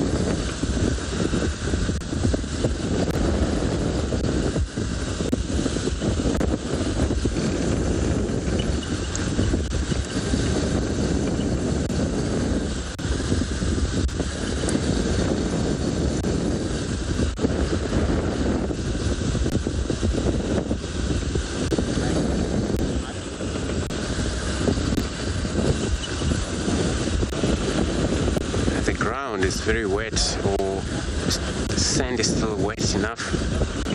So it's quite easy to see the tracks of these animals. So we don't actually playing hard or difficult to track. So I'm just hoping that I can maybe come across the leopard tracks that I can follow inside Djuma, because it's still nice soil.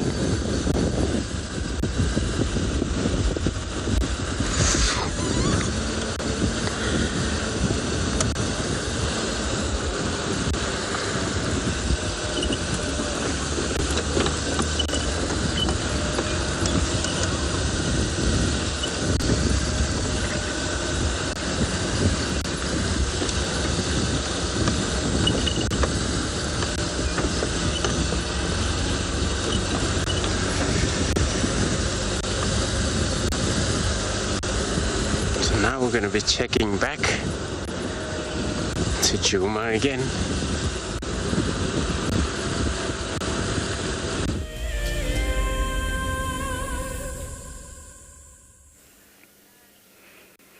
We heard some Impalas alarm calling to the southwest of us where we are right now, which suggests a leopard.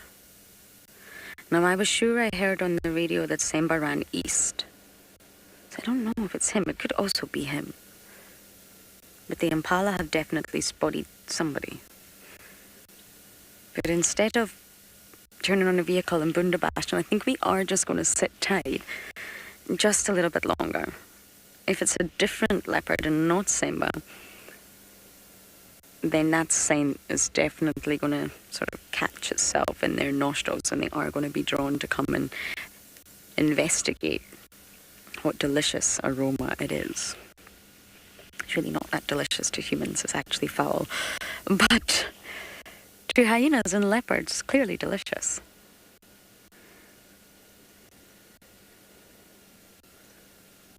Sometimes your patience pays off out here, and sometimes it really doesn't.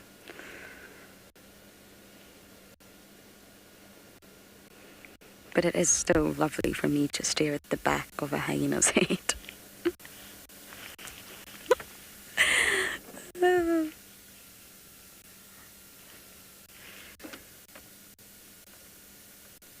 And listening really is key. Sometimes we get so wrapped up in finding our story, finding the animals, that we forget to just stop. I've learned that lesson many times now. I do see blue sky though. Thank goodness.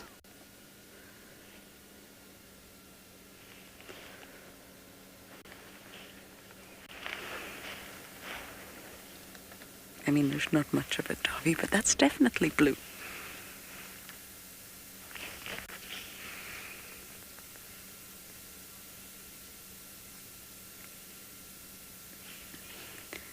Benjamin, you're asking any word on new Hyena Cubs?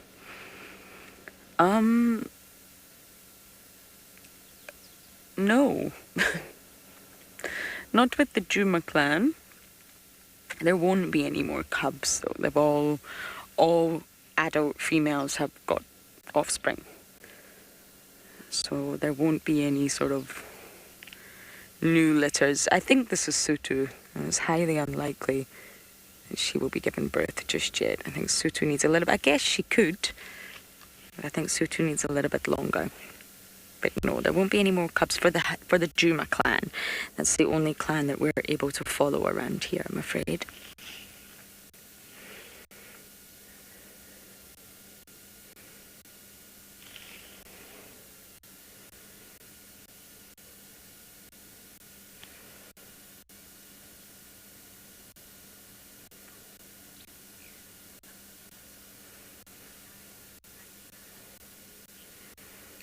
Nathan, you would love to see a live hyena hunt. We have had them before, especially when we used to broadcast from the Masai Mara. They definitely are just easier to capture on film in the Masai Mara. It's very open.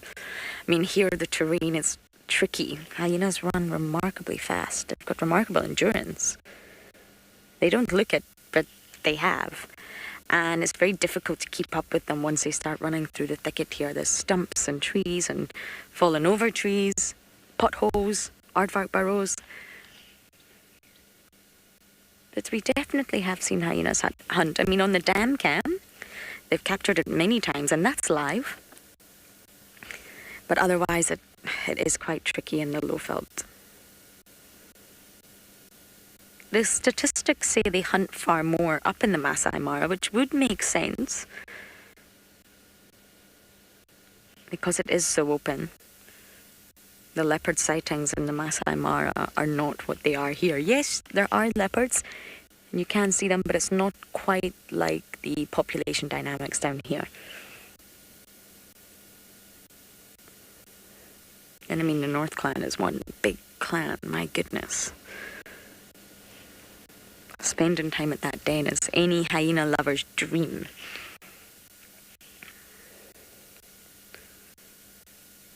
But they absolutely do hunt. They're just opportunistic, which I would say for any predator. Apparently Darkmane chased Shudulu up a tree day before yesterday on Arathusa. Poor Shudulu. I feel Shudulu's having a tough time right now. And he was trying to steal from her. They're all opportunistic, especially in winter. It's all about survival.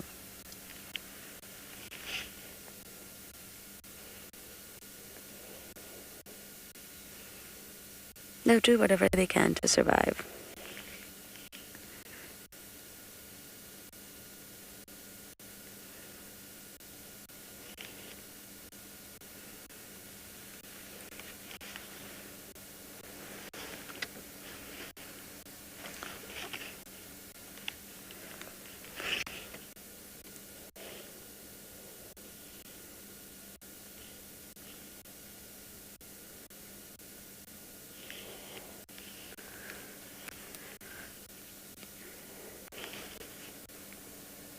Pauline, when was the last time saw ribbon? Oh.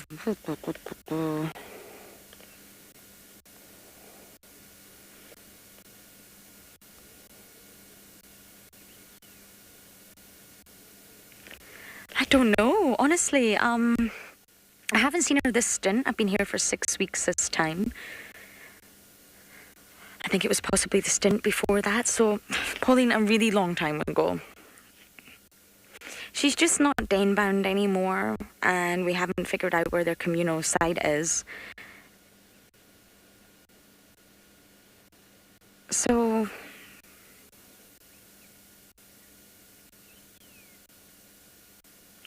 I don't know. I haven't even heard reports of ribbon. People don't really follow the hyenas as much as they sort of do the lions and the leopards. So, to be honest, not everyone uses her name, not everyone follows them. A hyena's just a hyena out here.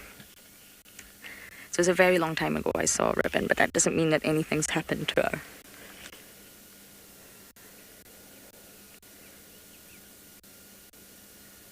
I also haven't seen a Gwazi in a while. I see Intima the most, and I think that's because she's still very much den-bound, and I think the den is really not too far away from Gowrie Main on Little Gowrie, very close to the Chitwa boundary, somewhere. We see June. Haven't seen Heart in ages. But I'm not worried about any of them. They're just moving in a different area now. And really kill sites, especially lions on big kills, that's when you're going to see lots of hyenas around. Buffalo, giraffe.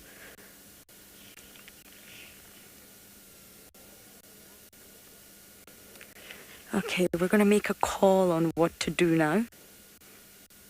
As much as I love Sutu, I do feel there's a leopard in the area.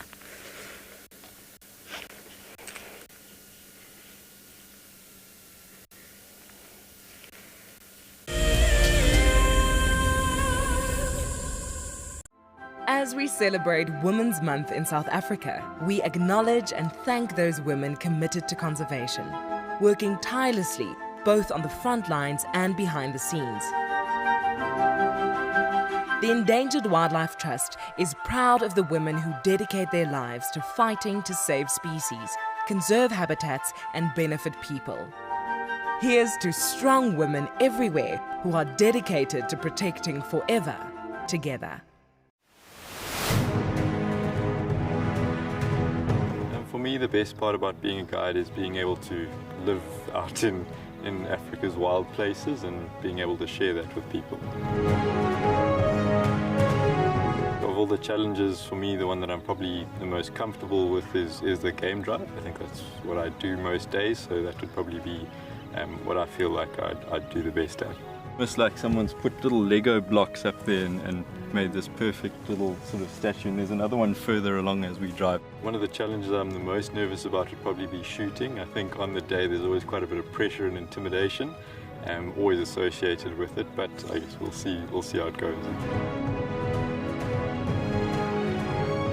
I hope I'll win this competition, but if I don't, it's still been an experience of a lifetime, and I've learned a lot and met a lot of really, really cool people. I've seen something I've never seen here before. Look at these cubs. One is crossing the river. It's being washed away, unfortunately, but I'm sure the mother is going to save her. Look at that. How beautiful. Look at that. One crossing, two to go.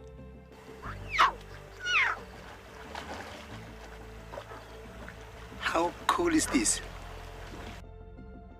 Expect the unexpected here on WildEarth daily. I love being a cam-up for WildEarth. The animals coming right up close to you, especially like lions. Sometimes you get nervous, but you have to go with the flow. My favorite animal to film is the elephant because of how big it is. But when it's really up close to you, it's one animal that you would say, I really respect you.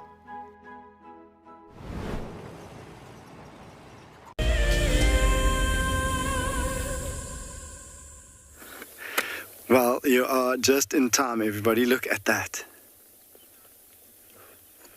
We have just joined the sighting of the pride of lions that spends a lot of time up here in the northern part of the reserve. And look at that. The lioness is carrying what's left of a zebra. And I can hear other lions fighting. I think they might have caught something else. And this one is trying to make off with her little piece of the kill. Do you see the others coming there towards us, Glenn?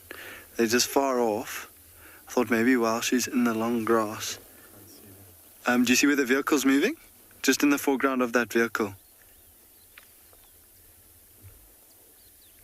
You see where there's that lala palm? Okay, I see them. Yeah. They're a bit close to that. Yeah. Okay, no, she's moving. She's moving again. I don't know, she might. She's watching us very carefully.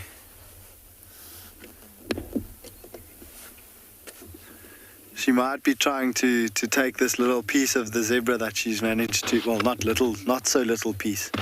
She might be trying to take it away from the rest. Because I think there might be a male here as well.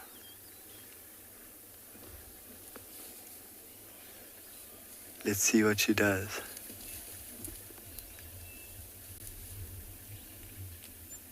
Look at those two there, Barbara. Do you see the two? Yes. One of the moms and one of the youngsters.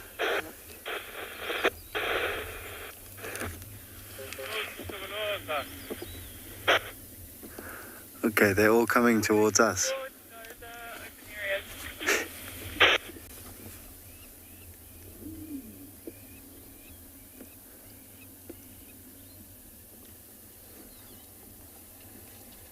Okay, she's dropped it now.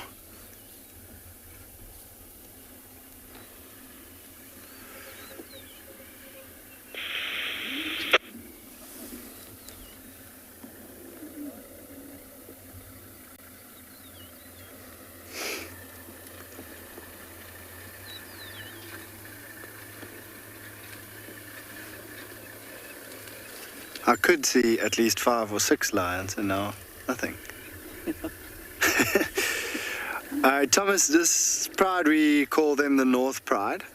Oh, look at that one standing right on top of that. It must be on a little mound there. That is stunning.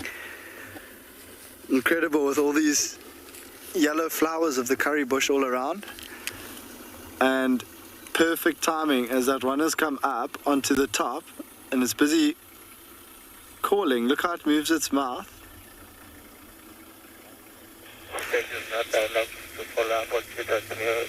So it's making a contact call to its mom. I wonder, I think she might be lying just to the left. And I say perfect timing because the sun has just come out. We're literally in the only little patch of sun that's shining onto that cub.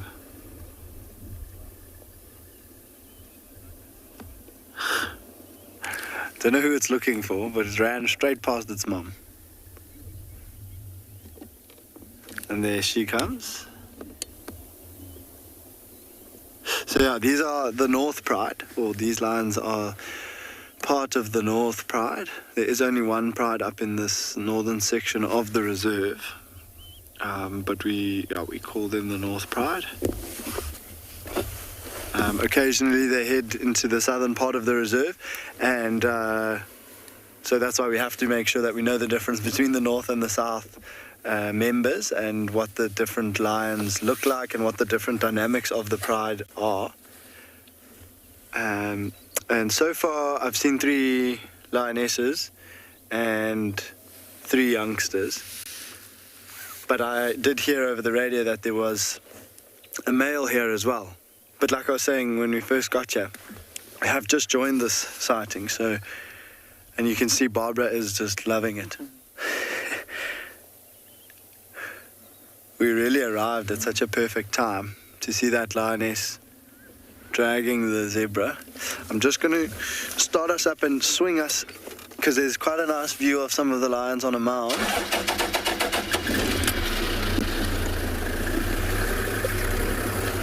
Michael, that kill is very fresh. It was made, I'm sure, early hours of this morning or sometime during the night last night. On our way here, we actually stopped to wait for a little opportunity to come and view these lions. And while we were sitting there, I heard one of the zebras calling out, "Wow, wow, wow, wow, wow, wow." And I think that was the mom of this little foal. So unfortunately, the foal is no longer with us. And the mom will call like that consistently for maybe sometimes 12 to 24 hours. But yeah, for the lions to survive, we have to unfortunately lose a zebra every now and then. And yeah, it's just part of the way that it works. So there we've got a nice view of the 2 lionesses and one of the youngsters up on the ridge. And they all seem to be looking that direction. And then there are another 2 youngsters over there that we must have. Do you see them there, Barbara? Yeah.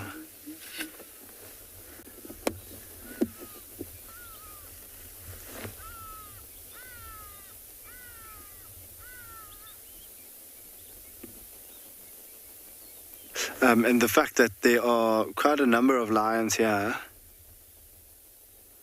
and there's still that much of a zebra left, it's a good indication of the freshness of that kill. So I think early hours of this morning is a pretty accurate estimation.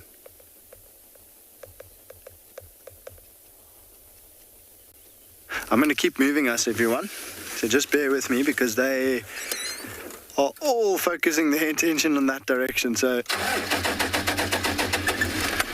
but you know how it works. Murphy's Law, we'll get onto that side of them and they'll all reposition themselves and face in the opposite direction. Turn their backs on us again.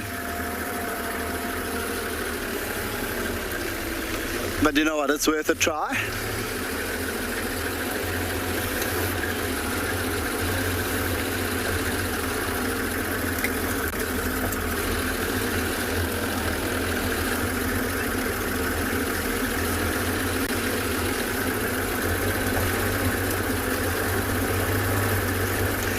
lions are showing interest in something, actually.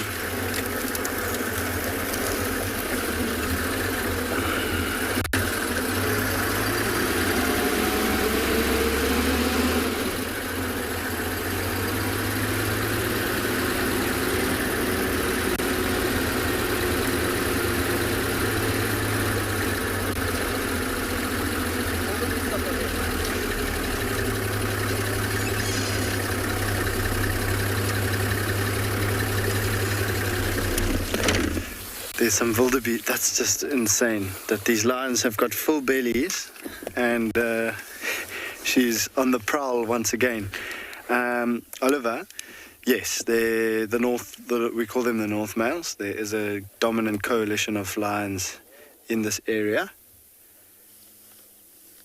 and they are the fathers of those youngsters that we just saw. Look at how she's moving. Can you see the wildebeest, Barbara? They're just to the right-hand side of the road, straight ahead of us. Oh, yes. Yeah?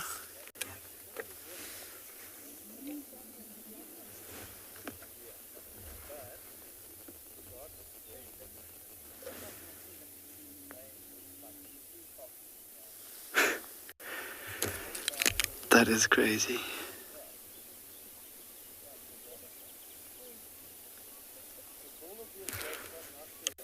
She's got quite a bit of a ground to cover, so at some point fairly soon she's going to have to go off. There we go.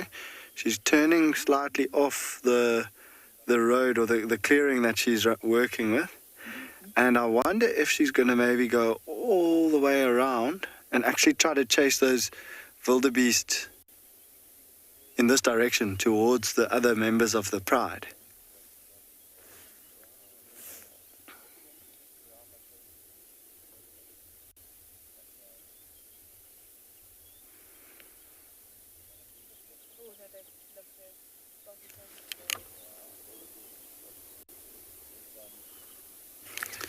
So the wildebeest still don't know.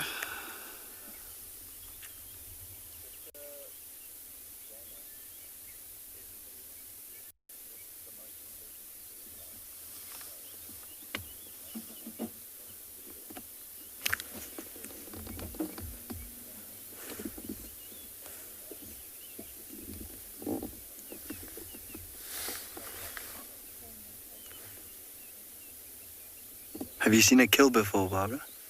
Not live. Not live? No. So, fingers crossed here. The odds are looking quite good. I mean, we've got very long grass with lots of the curry bush that we were talking about earlier. So quite a bit of nice thick cover for this lioness. And she's got the rest of the pride just over our right shoulder. And so I'm wondering if her strategy might not be to go all the way around those wildebeest and actually chase them in this direction.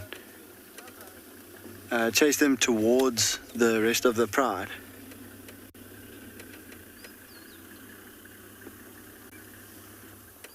So what we don't want to do is be behind the lioness, if that makes any sense. So if the wildebeest are in one position and the lioness is walking towards the wildebeest, we don't want to have the lioness between us and the wildebeest, because then the wildebeest will look at us and they might spot the lion.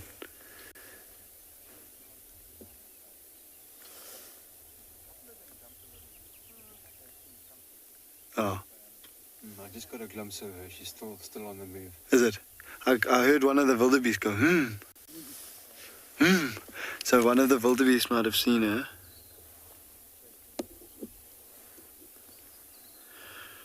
And the wildebeest are standing quite alert. Oh, there's the male lion. There's the male lion, Glenn. There's the male. He's standing up. Can you see him there? Yeah. Just behind the right of this car.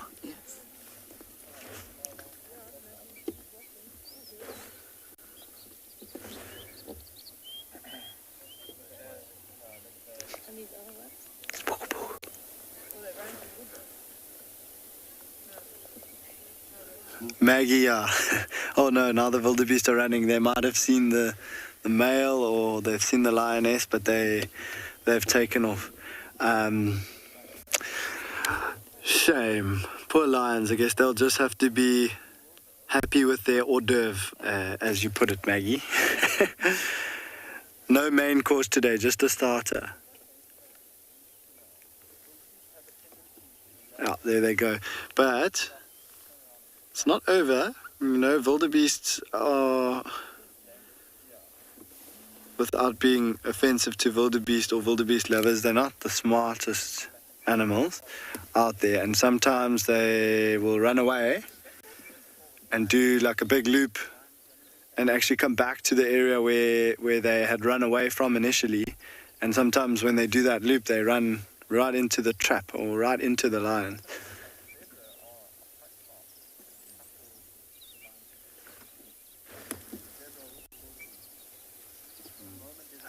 Just weighing it up at the moment, but it seems like not going to be too much happening. Let us just turn. Sorry, Glenna. Emmanuel, you're asking how long can a lion maintain their top speed in a chase? And it's quite a difficult one to answer because of the fact that it depends. It all depends on how energized and also how hungry and desperate or urgent that lion is feeling.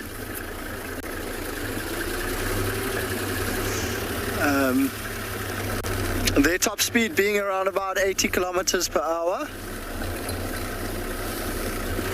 which is pretty quick. Sure. I did want to go see the male, but there's just such stunning light behind this lioness and youngster. I just want to stop and have a quick look at that.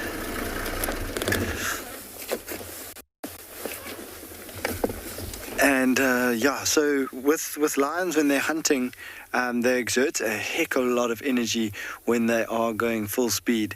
And usually that top speed of about 80 kilometers per hour, a lion can maintain it for maybe 200 or 300 meters. If it hasn't covered that ground or closed that gap between itself and its prey, then it will usually give up. They won't keep going with that full speed unless they actually feel like they are going to catch their prey or their target. And so it's usually only a short distance, and the lion has to make these decisions on the move, on the go, the whole time. Is it worth it? Is it not worth it? And often when there's any sort of doubt in a lion's mind that it's not going to get its target or catch its prey, they will rather give up and save the energy for another occasion where they think they've got a better chance. I can hear something in the long grass here. I think that lioness is coming back.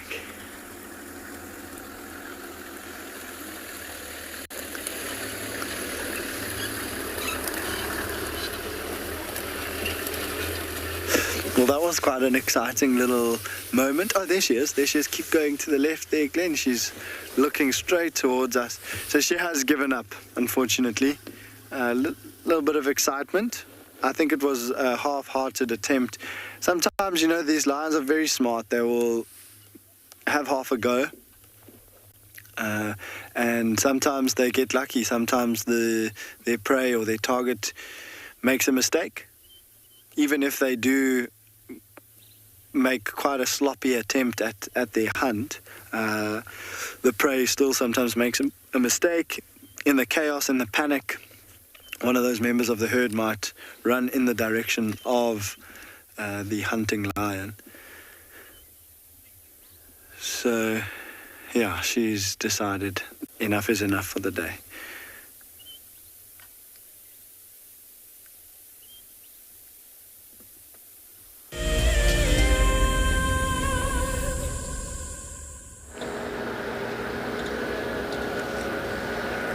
We are bumbling along one of our cut lines. trying to look for impala. They keep moving off. I think we're going to get this ram once he comes round the mound.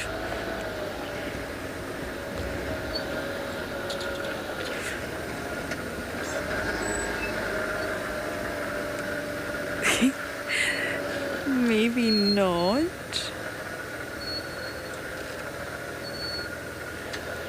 We had a big mixed herd earlier, impala and kudu. See him, Dobby, do you see him? He's looking at us.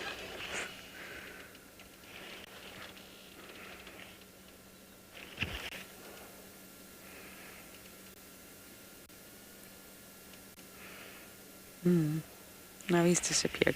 But we can give you the views. We're on a cut line, right in between two very beautiful properties in the south. The impalas are not playing ball, but we can just show you how stunning this winter landscape is. And just listen to some sounds. The sun is bursting through. We're finally getting some gorgeous skies. We can feel that warmth. I'm just going to sit here for a moment or two and enjoy it.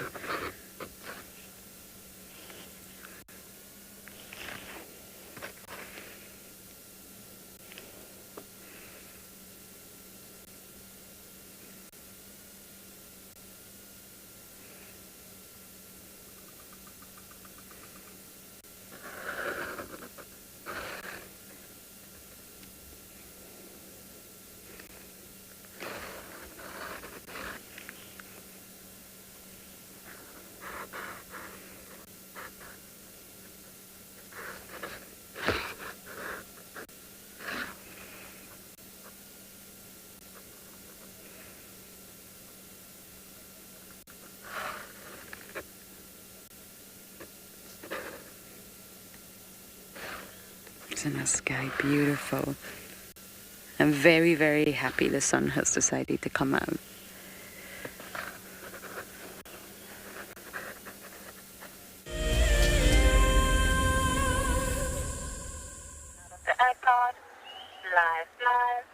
We are looking at some beautiful flowers here. These are called African flags or Cobra Lilies.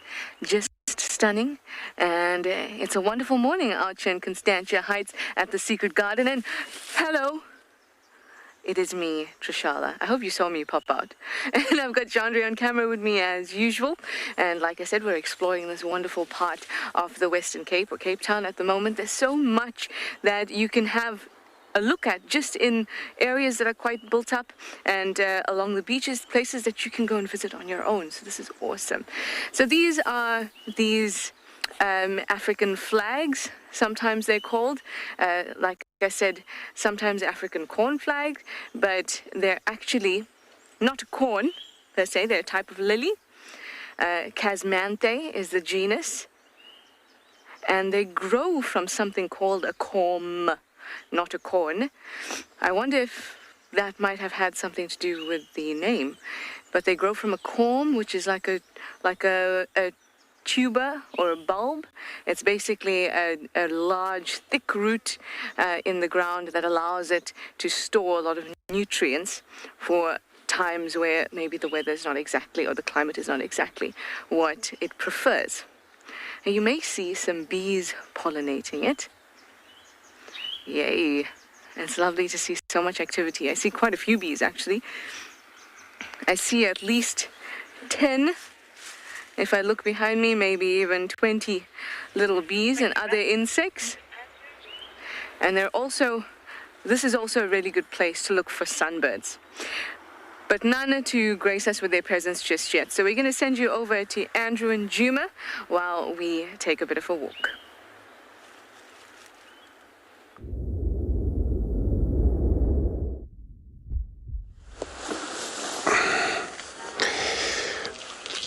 Trishal, good luck there in the beach. So we actually drive around a circle around here. You know, all I was hoping was this herd of elephants that we saw, and they're still in this block somewhere. You can see the movement of the bush. We have a little bit of a visual of them, which they may maybe make their way towards the road. I just don't want to push a lot of tree heading to them there, and maybe they would not be happy. They would probably freak out. But it's the same herd that we saw at the beginning. So it would be actually great to see them come to the road, since our line tracks has crossed away. We can't follow any line tracks at the moment. Careful. Bring the interference. Yep, good. So yeah, we're just gonna sit here and see if maybe they make their way towards us. They got a lot of things to do in a group like this, since they're well spread up. And the drive by the matriarch, which is the leader,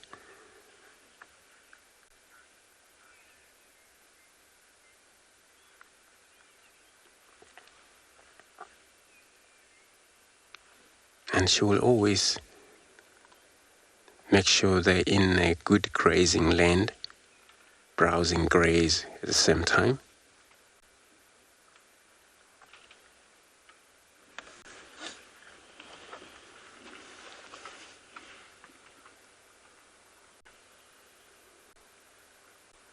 With the many species of herbivores, they would be much happy feeding on these type of grasses, which is actually slightly soft due to that misty we had this morning. But it's going to be slightly burned off a little bit, because some part of the skies can see the blue sky. Some still covered with clouds. Probably during the day it's going to be sunshine coming through.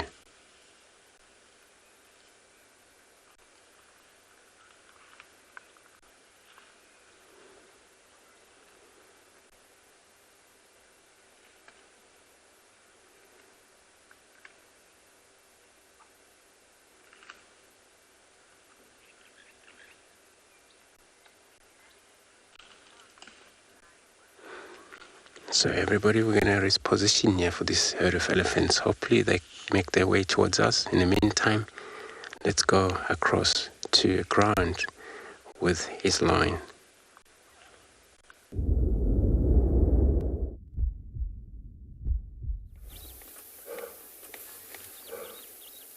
I'm just going to keep quiet. Listen to this breathing.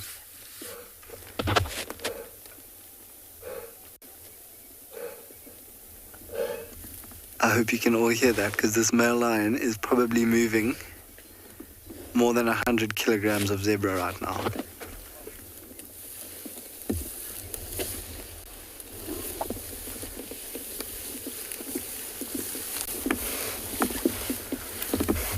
Look how close that is. That's Barbara's head. Barbara, look back.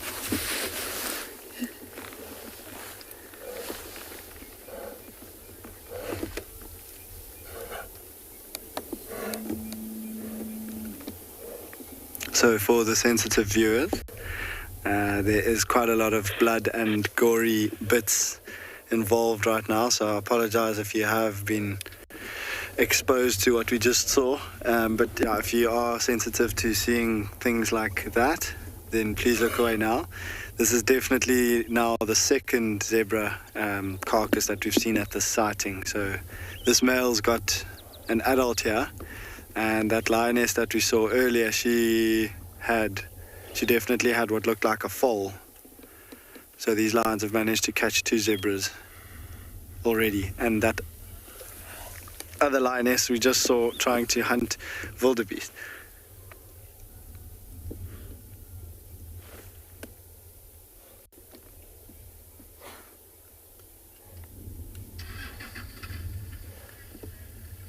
Wow, look at the saliva coming out of his mouth there.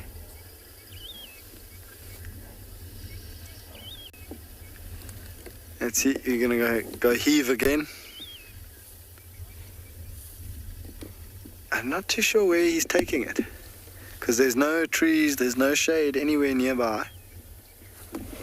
Look at how he has to move his body to pick up that.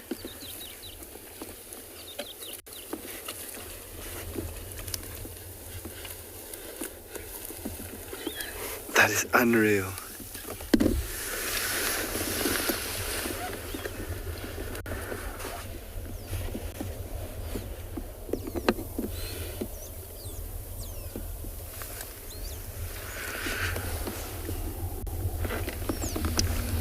And he's doing it in a pretty scenic spot as well.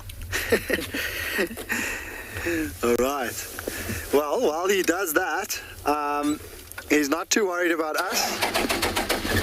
So I'm going to once again get up ahead of him, because it is quite cool to see him walking towards us carrying that zebra. And the other lions seem to be keeping their distance. I would do the same from this big guy. There was a little bit when we were sitting with that lioness that was dragging the foal. There was a little bit of growling that came from this direction.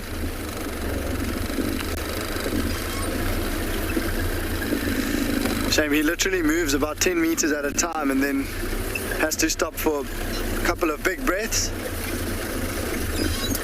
And we are just going super slowly because there's lots of warthog burrows here. Oh, there was one.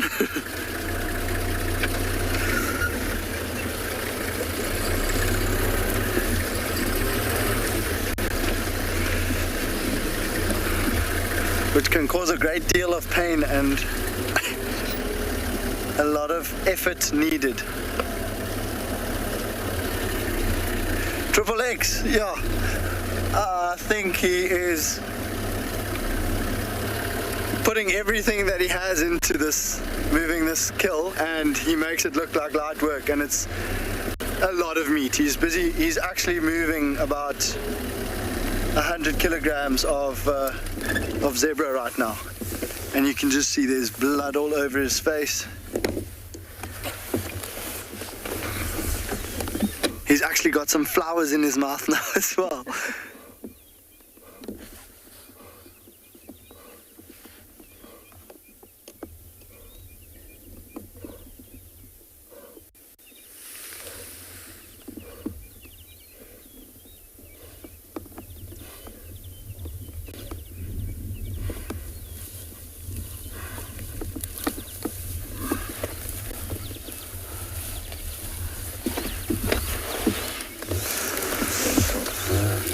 Unbelievable. Again, a warning for any sensitive viewers. There's about a quarter of the zebra missing, all in the belly of some of these lions.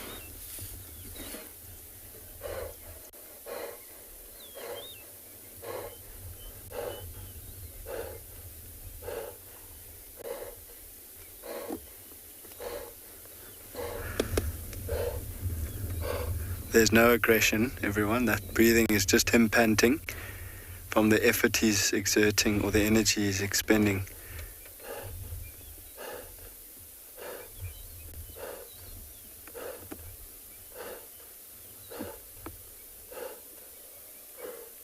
And I'm just keeping quiet so you can all hear and experience what we're experiencing.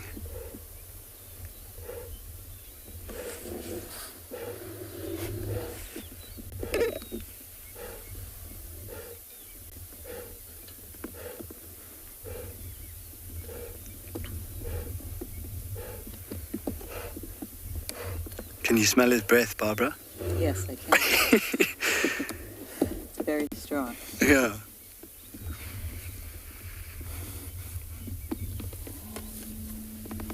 Sorry about the bonnet. This lion really doesn't mind being very close to us. I'm going to move out the way.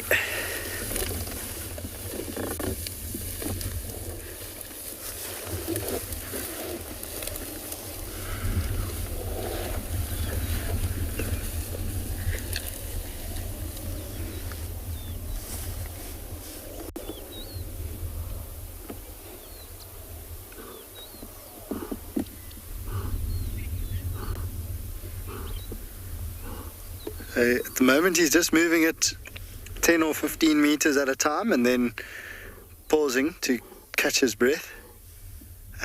So we are just going to stick with him and see where he ends up.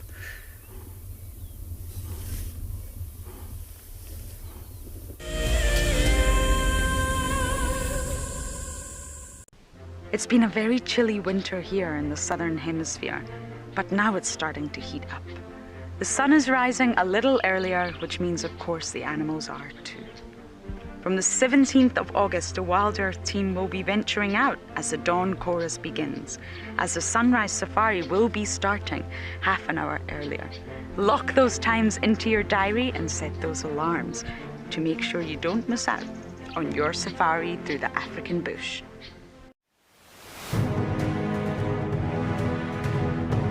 Guiding as an industry has become, over time, more and more professional and more recognized as a profession rather than just a hobby. And so to be recognized for that professionality is really kind of it's humbling, really, to be able to say that. It's definitely birding is the thing that I feel most comfortable with in terms of categories that we have here.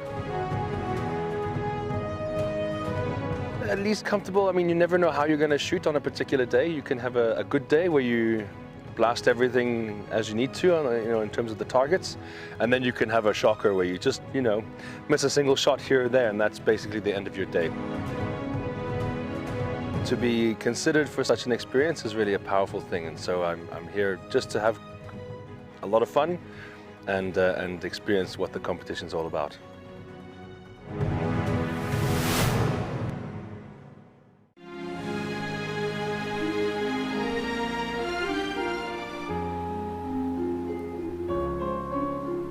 You are cheeky. That was a brave decision. Amber Eyes is... Oh. That is so magic. That was absolutely wonderful. Amber Eyes just gave that cub an enormous hug. Expect the unexpected here on WildEarth daily. It's a huge privilege to be in these incredible places with these amazing animals. I love filming lions. When they do get up and do something, it's always spectacular. When they are playing, are incredibly fun to watch, especially subalterns and cubs. I love being in the bush and working in these incredible places with these amazing animals. We want to bring it to you so that you can almost feel like you're right there and be able to experience it and enjoy it the way we are.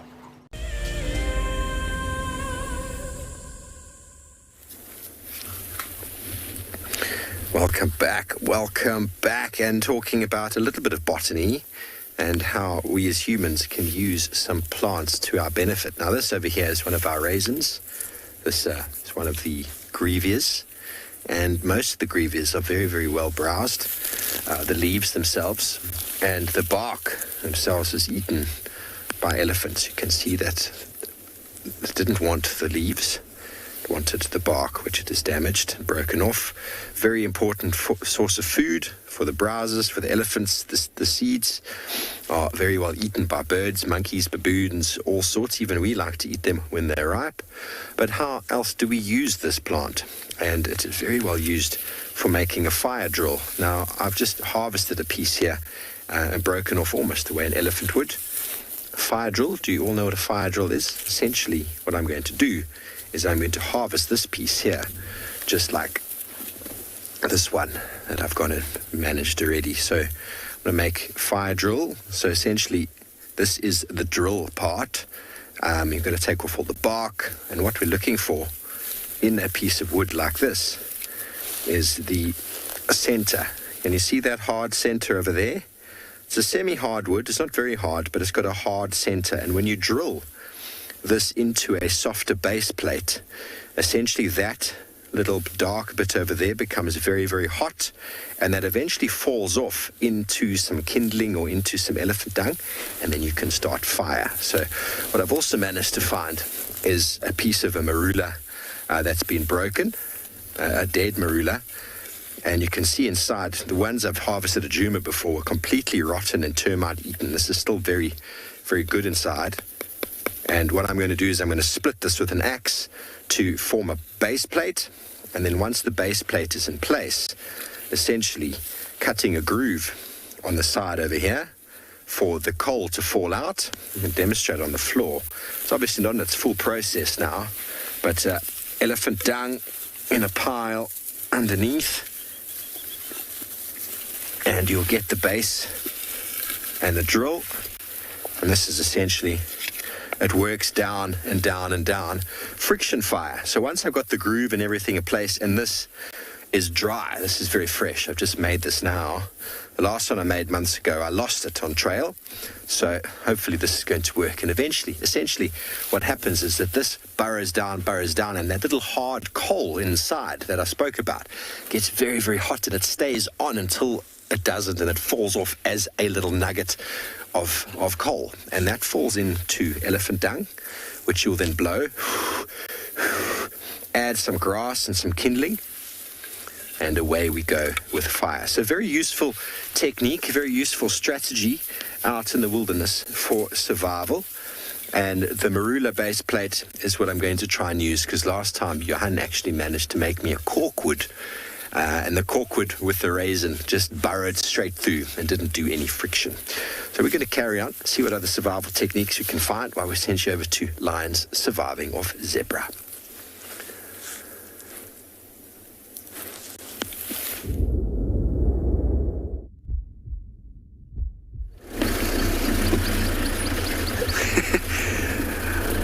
Our lions are surviving on zebra meat, correct.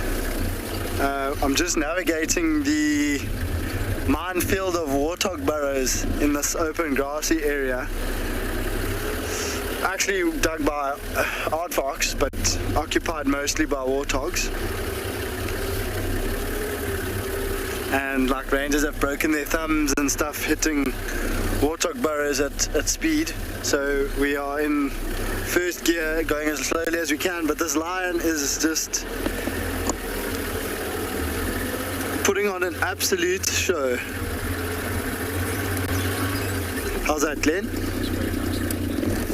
Look at that dark sky behind him as well, eh? I'm gonna be naughty and just take one picture, because that's amazing.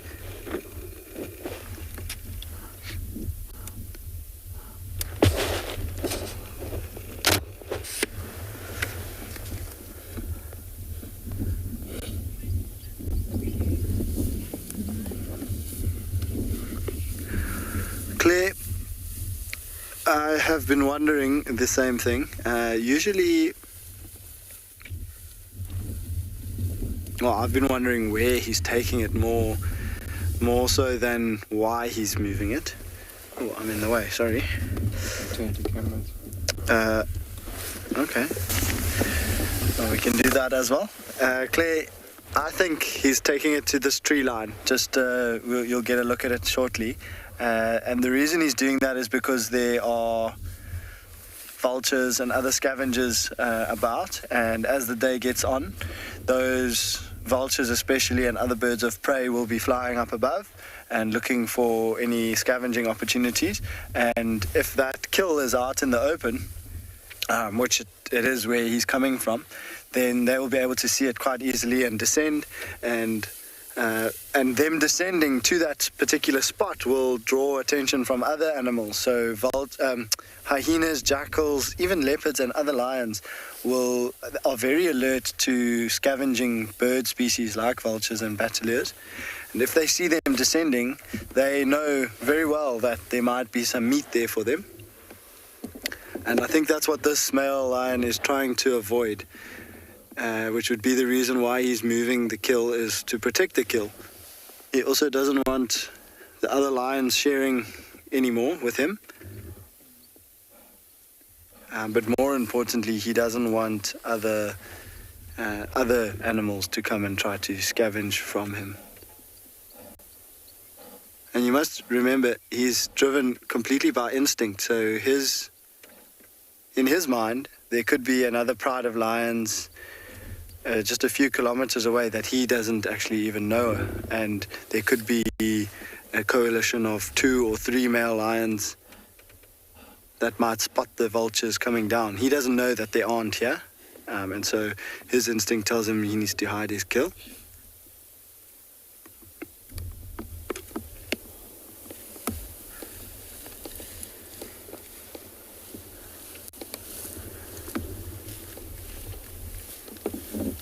And so hide his kill he will. Now, Claire, you can see the tree line that I was talking about. And pretty soon we are going to have no more male lion. Depending on how deep he decides to take the zebra into that tree line.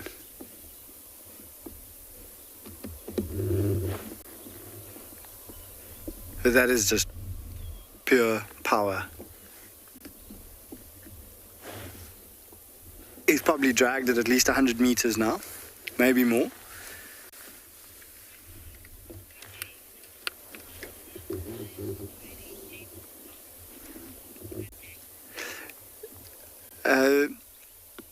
Renette, you're asking if the young lions are able to help with the hunts yet. So these ones are only about 9-10 months old. And so they are still a little bit young. At this age, their instincts tell them that they need to lie down and they need to not disturb or ruin the lioness's efforts at hunting. And so they kind of stay out of it. They do every now and then when they get over eager, if it's been a few days since they've eaten, then they might break the cover of the moms, of the lionesses. But it'll take 1 or 2 of those ruining the hunt and going hungry for another 6 or 7 or even 24 hours before they learn, okay, we need to actually just lie down and let the moms do the hunting. By about 14 to 16 months, they'll be much more involved and actively trying to keep cover, but at the same time trying to be a part of the hunt. But for now, at this age, they let the lionesses do most of the work. So before this lion disappears, I'm going to just move us a little bit.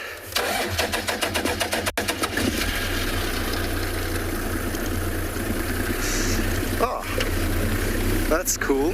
So I haven't done a link to Cape Town yet, so while we stick with these lions, I see there's some females coming following the drag mark, the scent of the drag mark. While we sit here and see what happens, I'm going to send you across to Trish in Cape Town.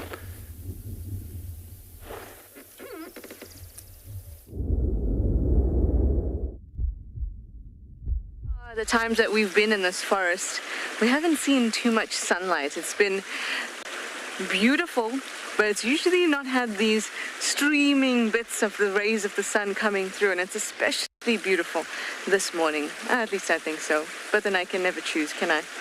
We're looking again at the ferns, the tree fern that we have here.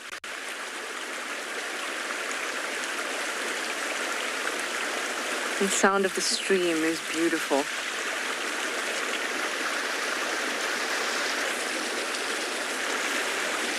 It's lovely, isn't it? Here I'm standing next to one of the smaller ones around here. The tree ferns grow quite tall, several meters high. And I just want to show you without sliding into the river or the stream. I want to show you what I think is the cutest bit of a fern, and that's this little bit here. Like I said, going to try not to slide in. It's this guy here. You're probably familiar with it if you have ferns at home, or if you've seen ferns, you would know that they have these curled up little bits. It's actually called a fiddlehead, which I think is very, very sweet. And you can see that it's quite hairy. That can help us to determine the species, whether these fiddleheads are hairy, and whether the fronds fiddlehead will unfurl into a frond just like these. And then we'll carry with it the sporophytes, or the sporangia rather, so that its seeds can be dispersed. So much potential curled up in this little bit right here. Now you can actually see that the tree is young from the perspective of, firstly, it's quite close to the ground, and we know that it's a tree fern, so they do get tall. And secondly, as I showed you, the fiddleheads are very furry, and then as they unfurl, they have the hairs, and you can see that they're very hairy. Even the fronds that are opened up are still quite hairy.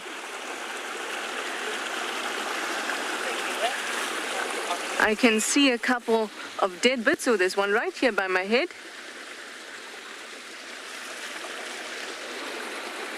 Do not fall backwards, do not fall backwards. Right here by my head, these dried up ones will be ready and would have already actually probably dropped off some sporangia.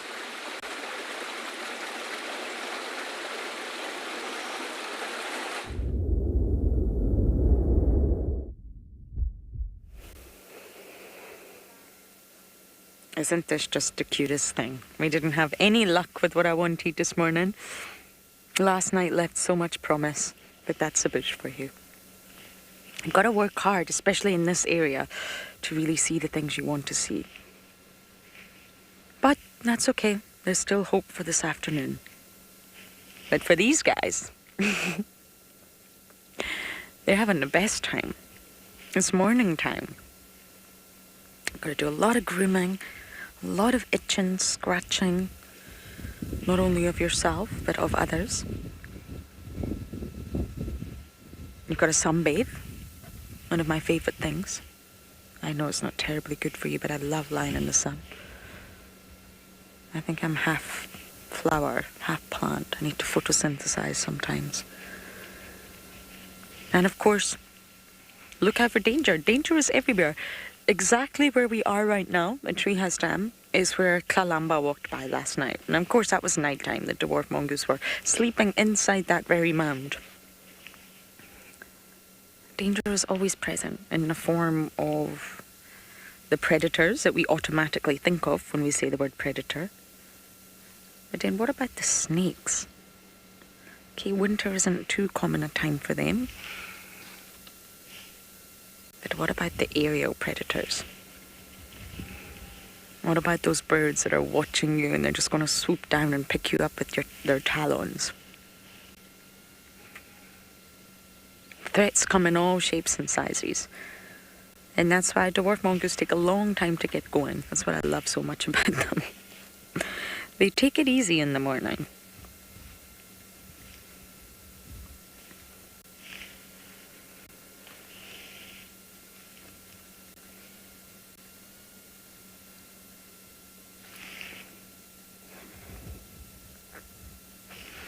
Oh, what a lovely little moment.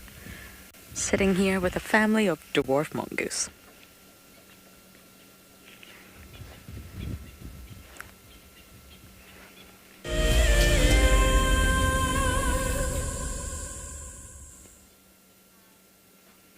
The dwarf mongoose are out for the morning.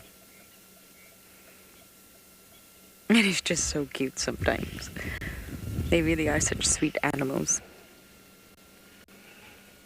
I love just watching them though. They're highly entertaining. So let's just do that. Sit here for a minute or two and just watch these mongoose go about their morning.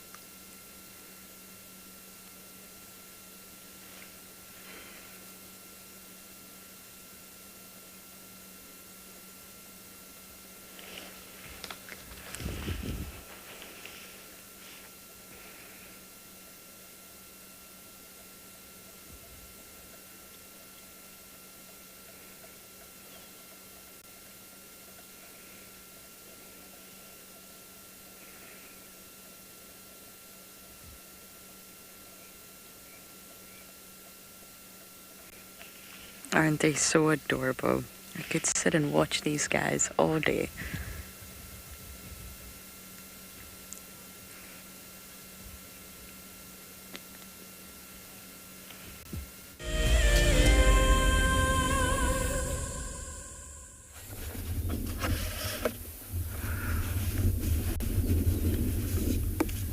So some pretty bizarre things and events have been unfolding here. The male lion got to the spot where the zebra is, and he literally just dropped the zebra carcass and moved off into the bush, which makes sense if you think about it. He's just moved.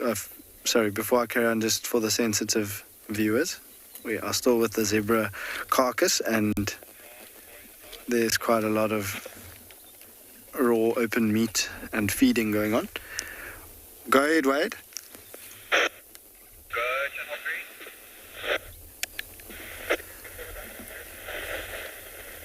So I think that male lion is absolutely exhausted after his efforts, and I was just saying to Barbara, I think he's just dropped the carcass and gone into the tree line to rest before coming back to feed. Go ahead, Wade.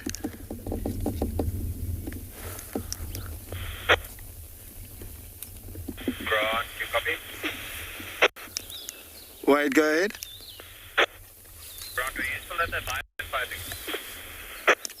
FM, the male and the lioness and 3 have crossed east over Duggar Drive, north of Makasa boundary. Bobby, can I please ask you a favor? One of my guests told me now that they dropped the blanket somewhere during or after that sighting. So if you see a blanket, either there or on your way back, Copy, no problem.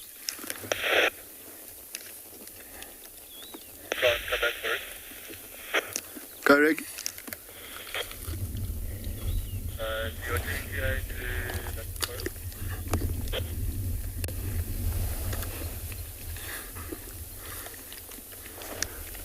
Probably 10-ish.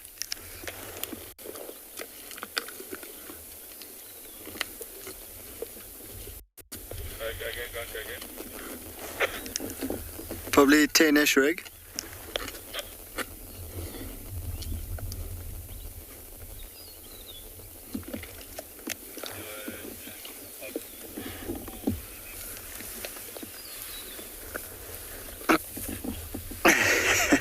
Everyone's saying that they're jealous of you, Barbara, and the amazing drive that you've been having. It certainly has been amazing.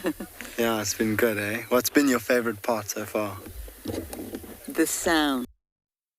Right. It's so much more incredible than it is listening to it, from a broadcast.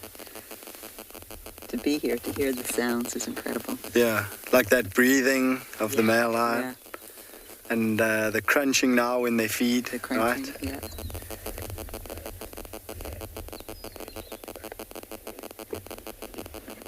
And had you seen lions feeding before? I know you were... Not live, no. Okay, not live. Not live. Brilliant.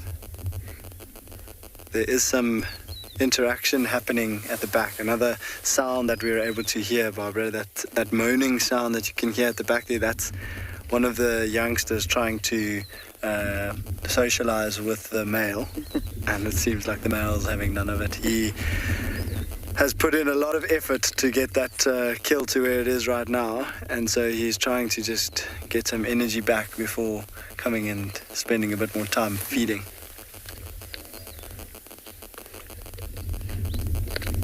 But it is a real treat, and I'm very glad that the lions came to the party.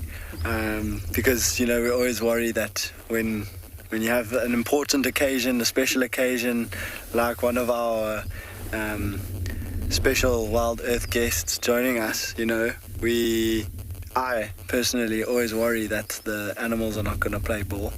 But that's the magic of Phinda. It always produces something special. Always happens. They certainly outdid themselves today, and you did too.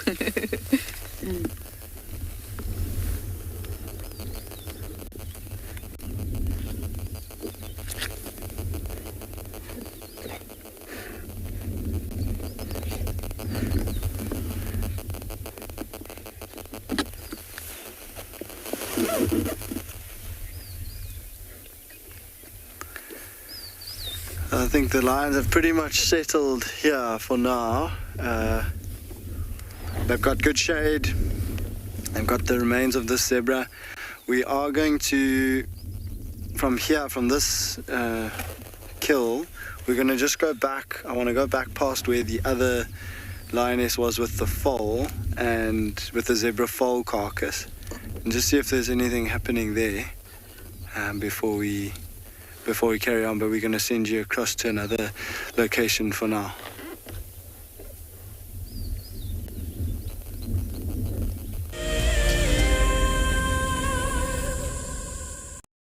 Every year in August, South Africa marks Women's Month. WildEarth would like to acknowledge and thank all the amazing females who have worked tirelessly to share our nature with the world. We're gonna have to just wait, okay? She's gonna come out there just on my right-hand side, and she can see these impala. Now you've got to inhale it. It burns! I don't know if it's supposed to work instantly. Go, girl, go! Get her! Get her, girl, get her! I'm so looking forward to following her story in the future. I'm really hoping there's two. I'm really hoping there's two. But you know, even if there's one, oh my goodness, everyone! And I get to share it with you. Isn't that extra special? I get to experience it and show it to everyone.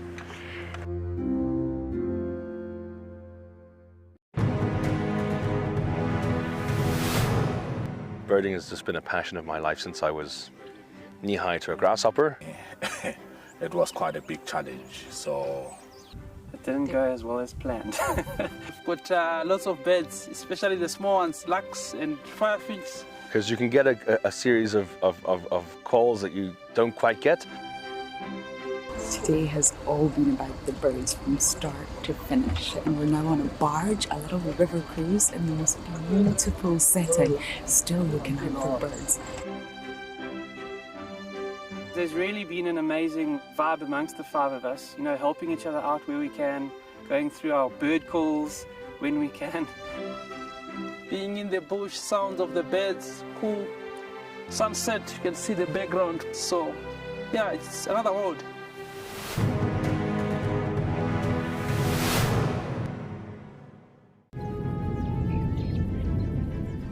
Oh, it's going to be in trouble now. Oh, this is unbelievable stuff. Here comes a hippo in too. Go, Impala. There's a hippo coming in. I can't believe what we're seeing here. This is what we'd normally see in East Africa. It's all over. Hippo leaping at the crocodile now. Everything's gone underwater. Expect the unexpected here on WildEarth daily.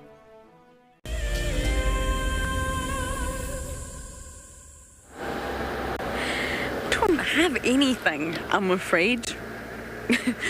It has been a rather quiet one. We are ending our drive on quarantine. Surprise. Oh, bless me, sorry everyone. But, I mean, it's been a while. Quarantine really was the place where lots of action happened, believe it or not. Leopards, lions. Oh, Davi, your views of the sky are beautiful.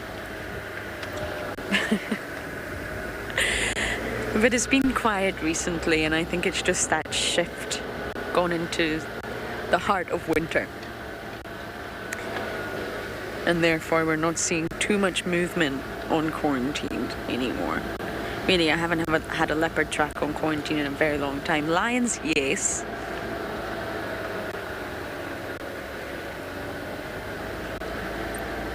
But leopards, not so much. Only Tingana. Tingana sticks to his quarantine ways.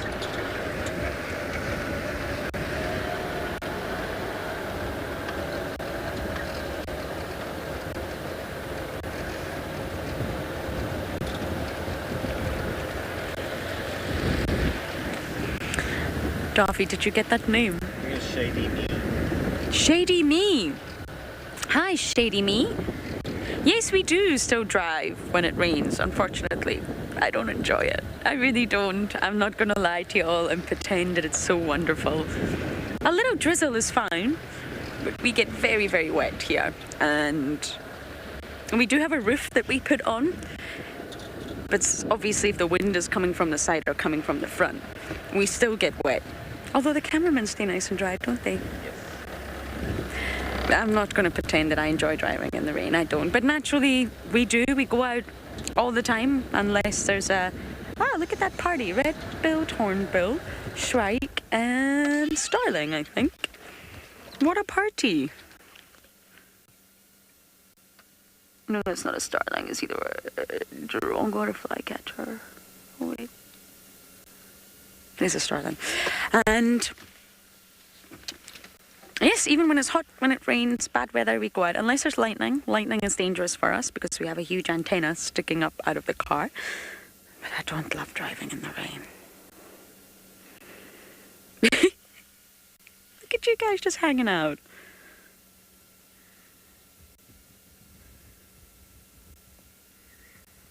I love seeing different species of birds together. We've actually got a group of birds that hang outside our kitchen all the time. Barbets, buffalo weavers, both species of hornbills, red and yellow, starlings, birchos. And that's about it.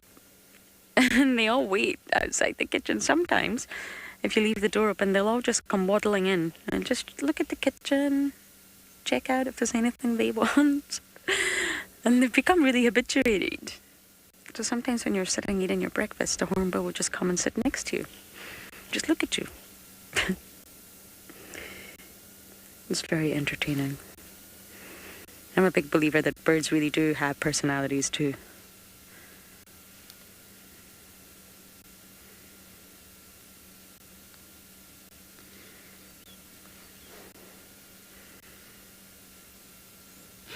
There must be something on the ground there. Oh.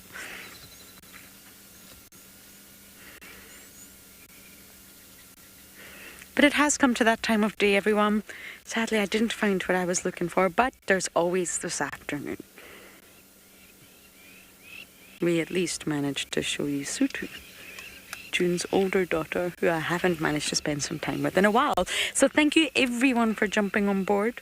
It's always an absolute pleasure to have you with us. Couldn't do it without you. So please do join us this afternoon, and until then, have a great day.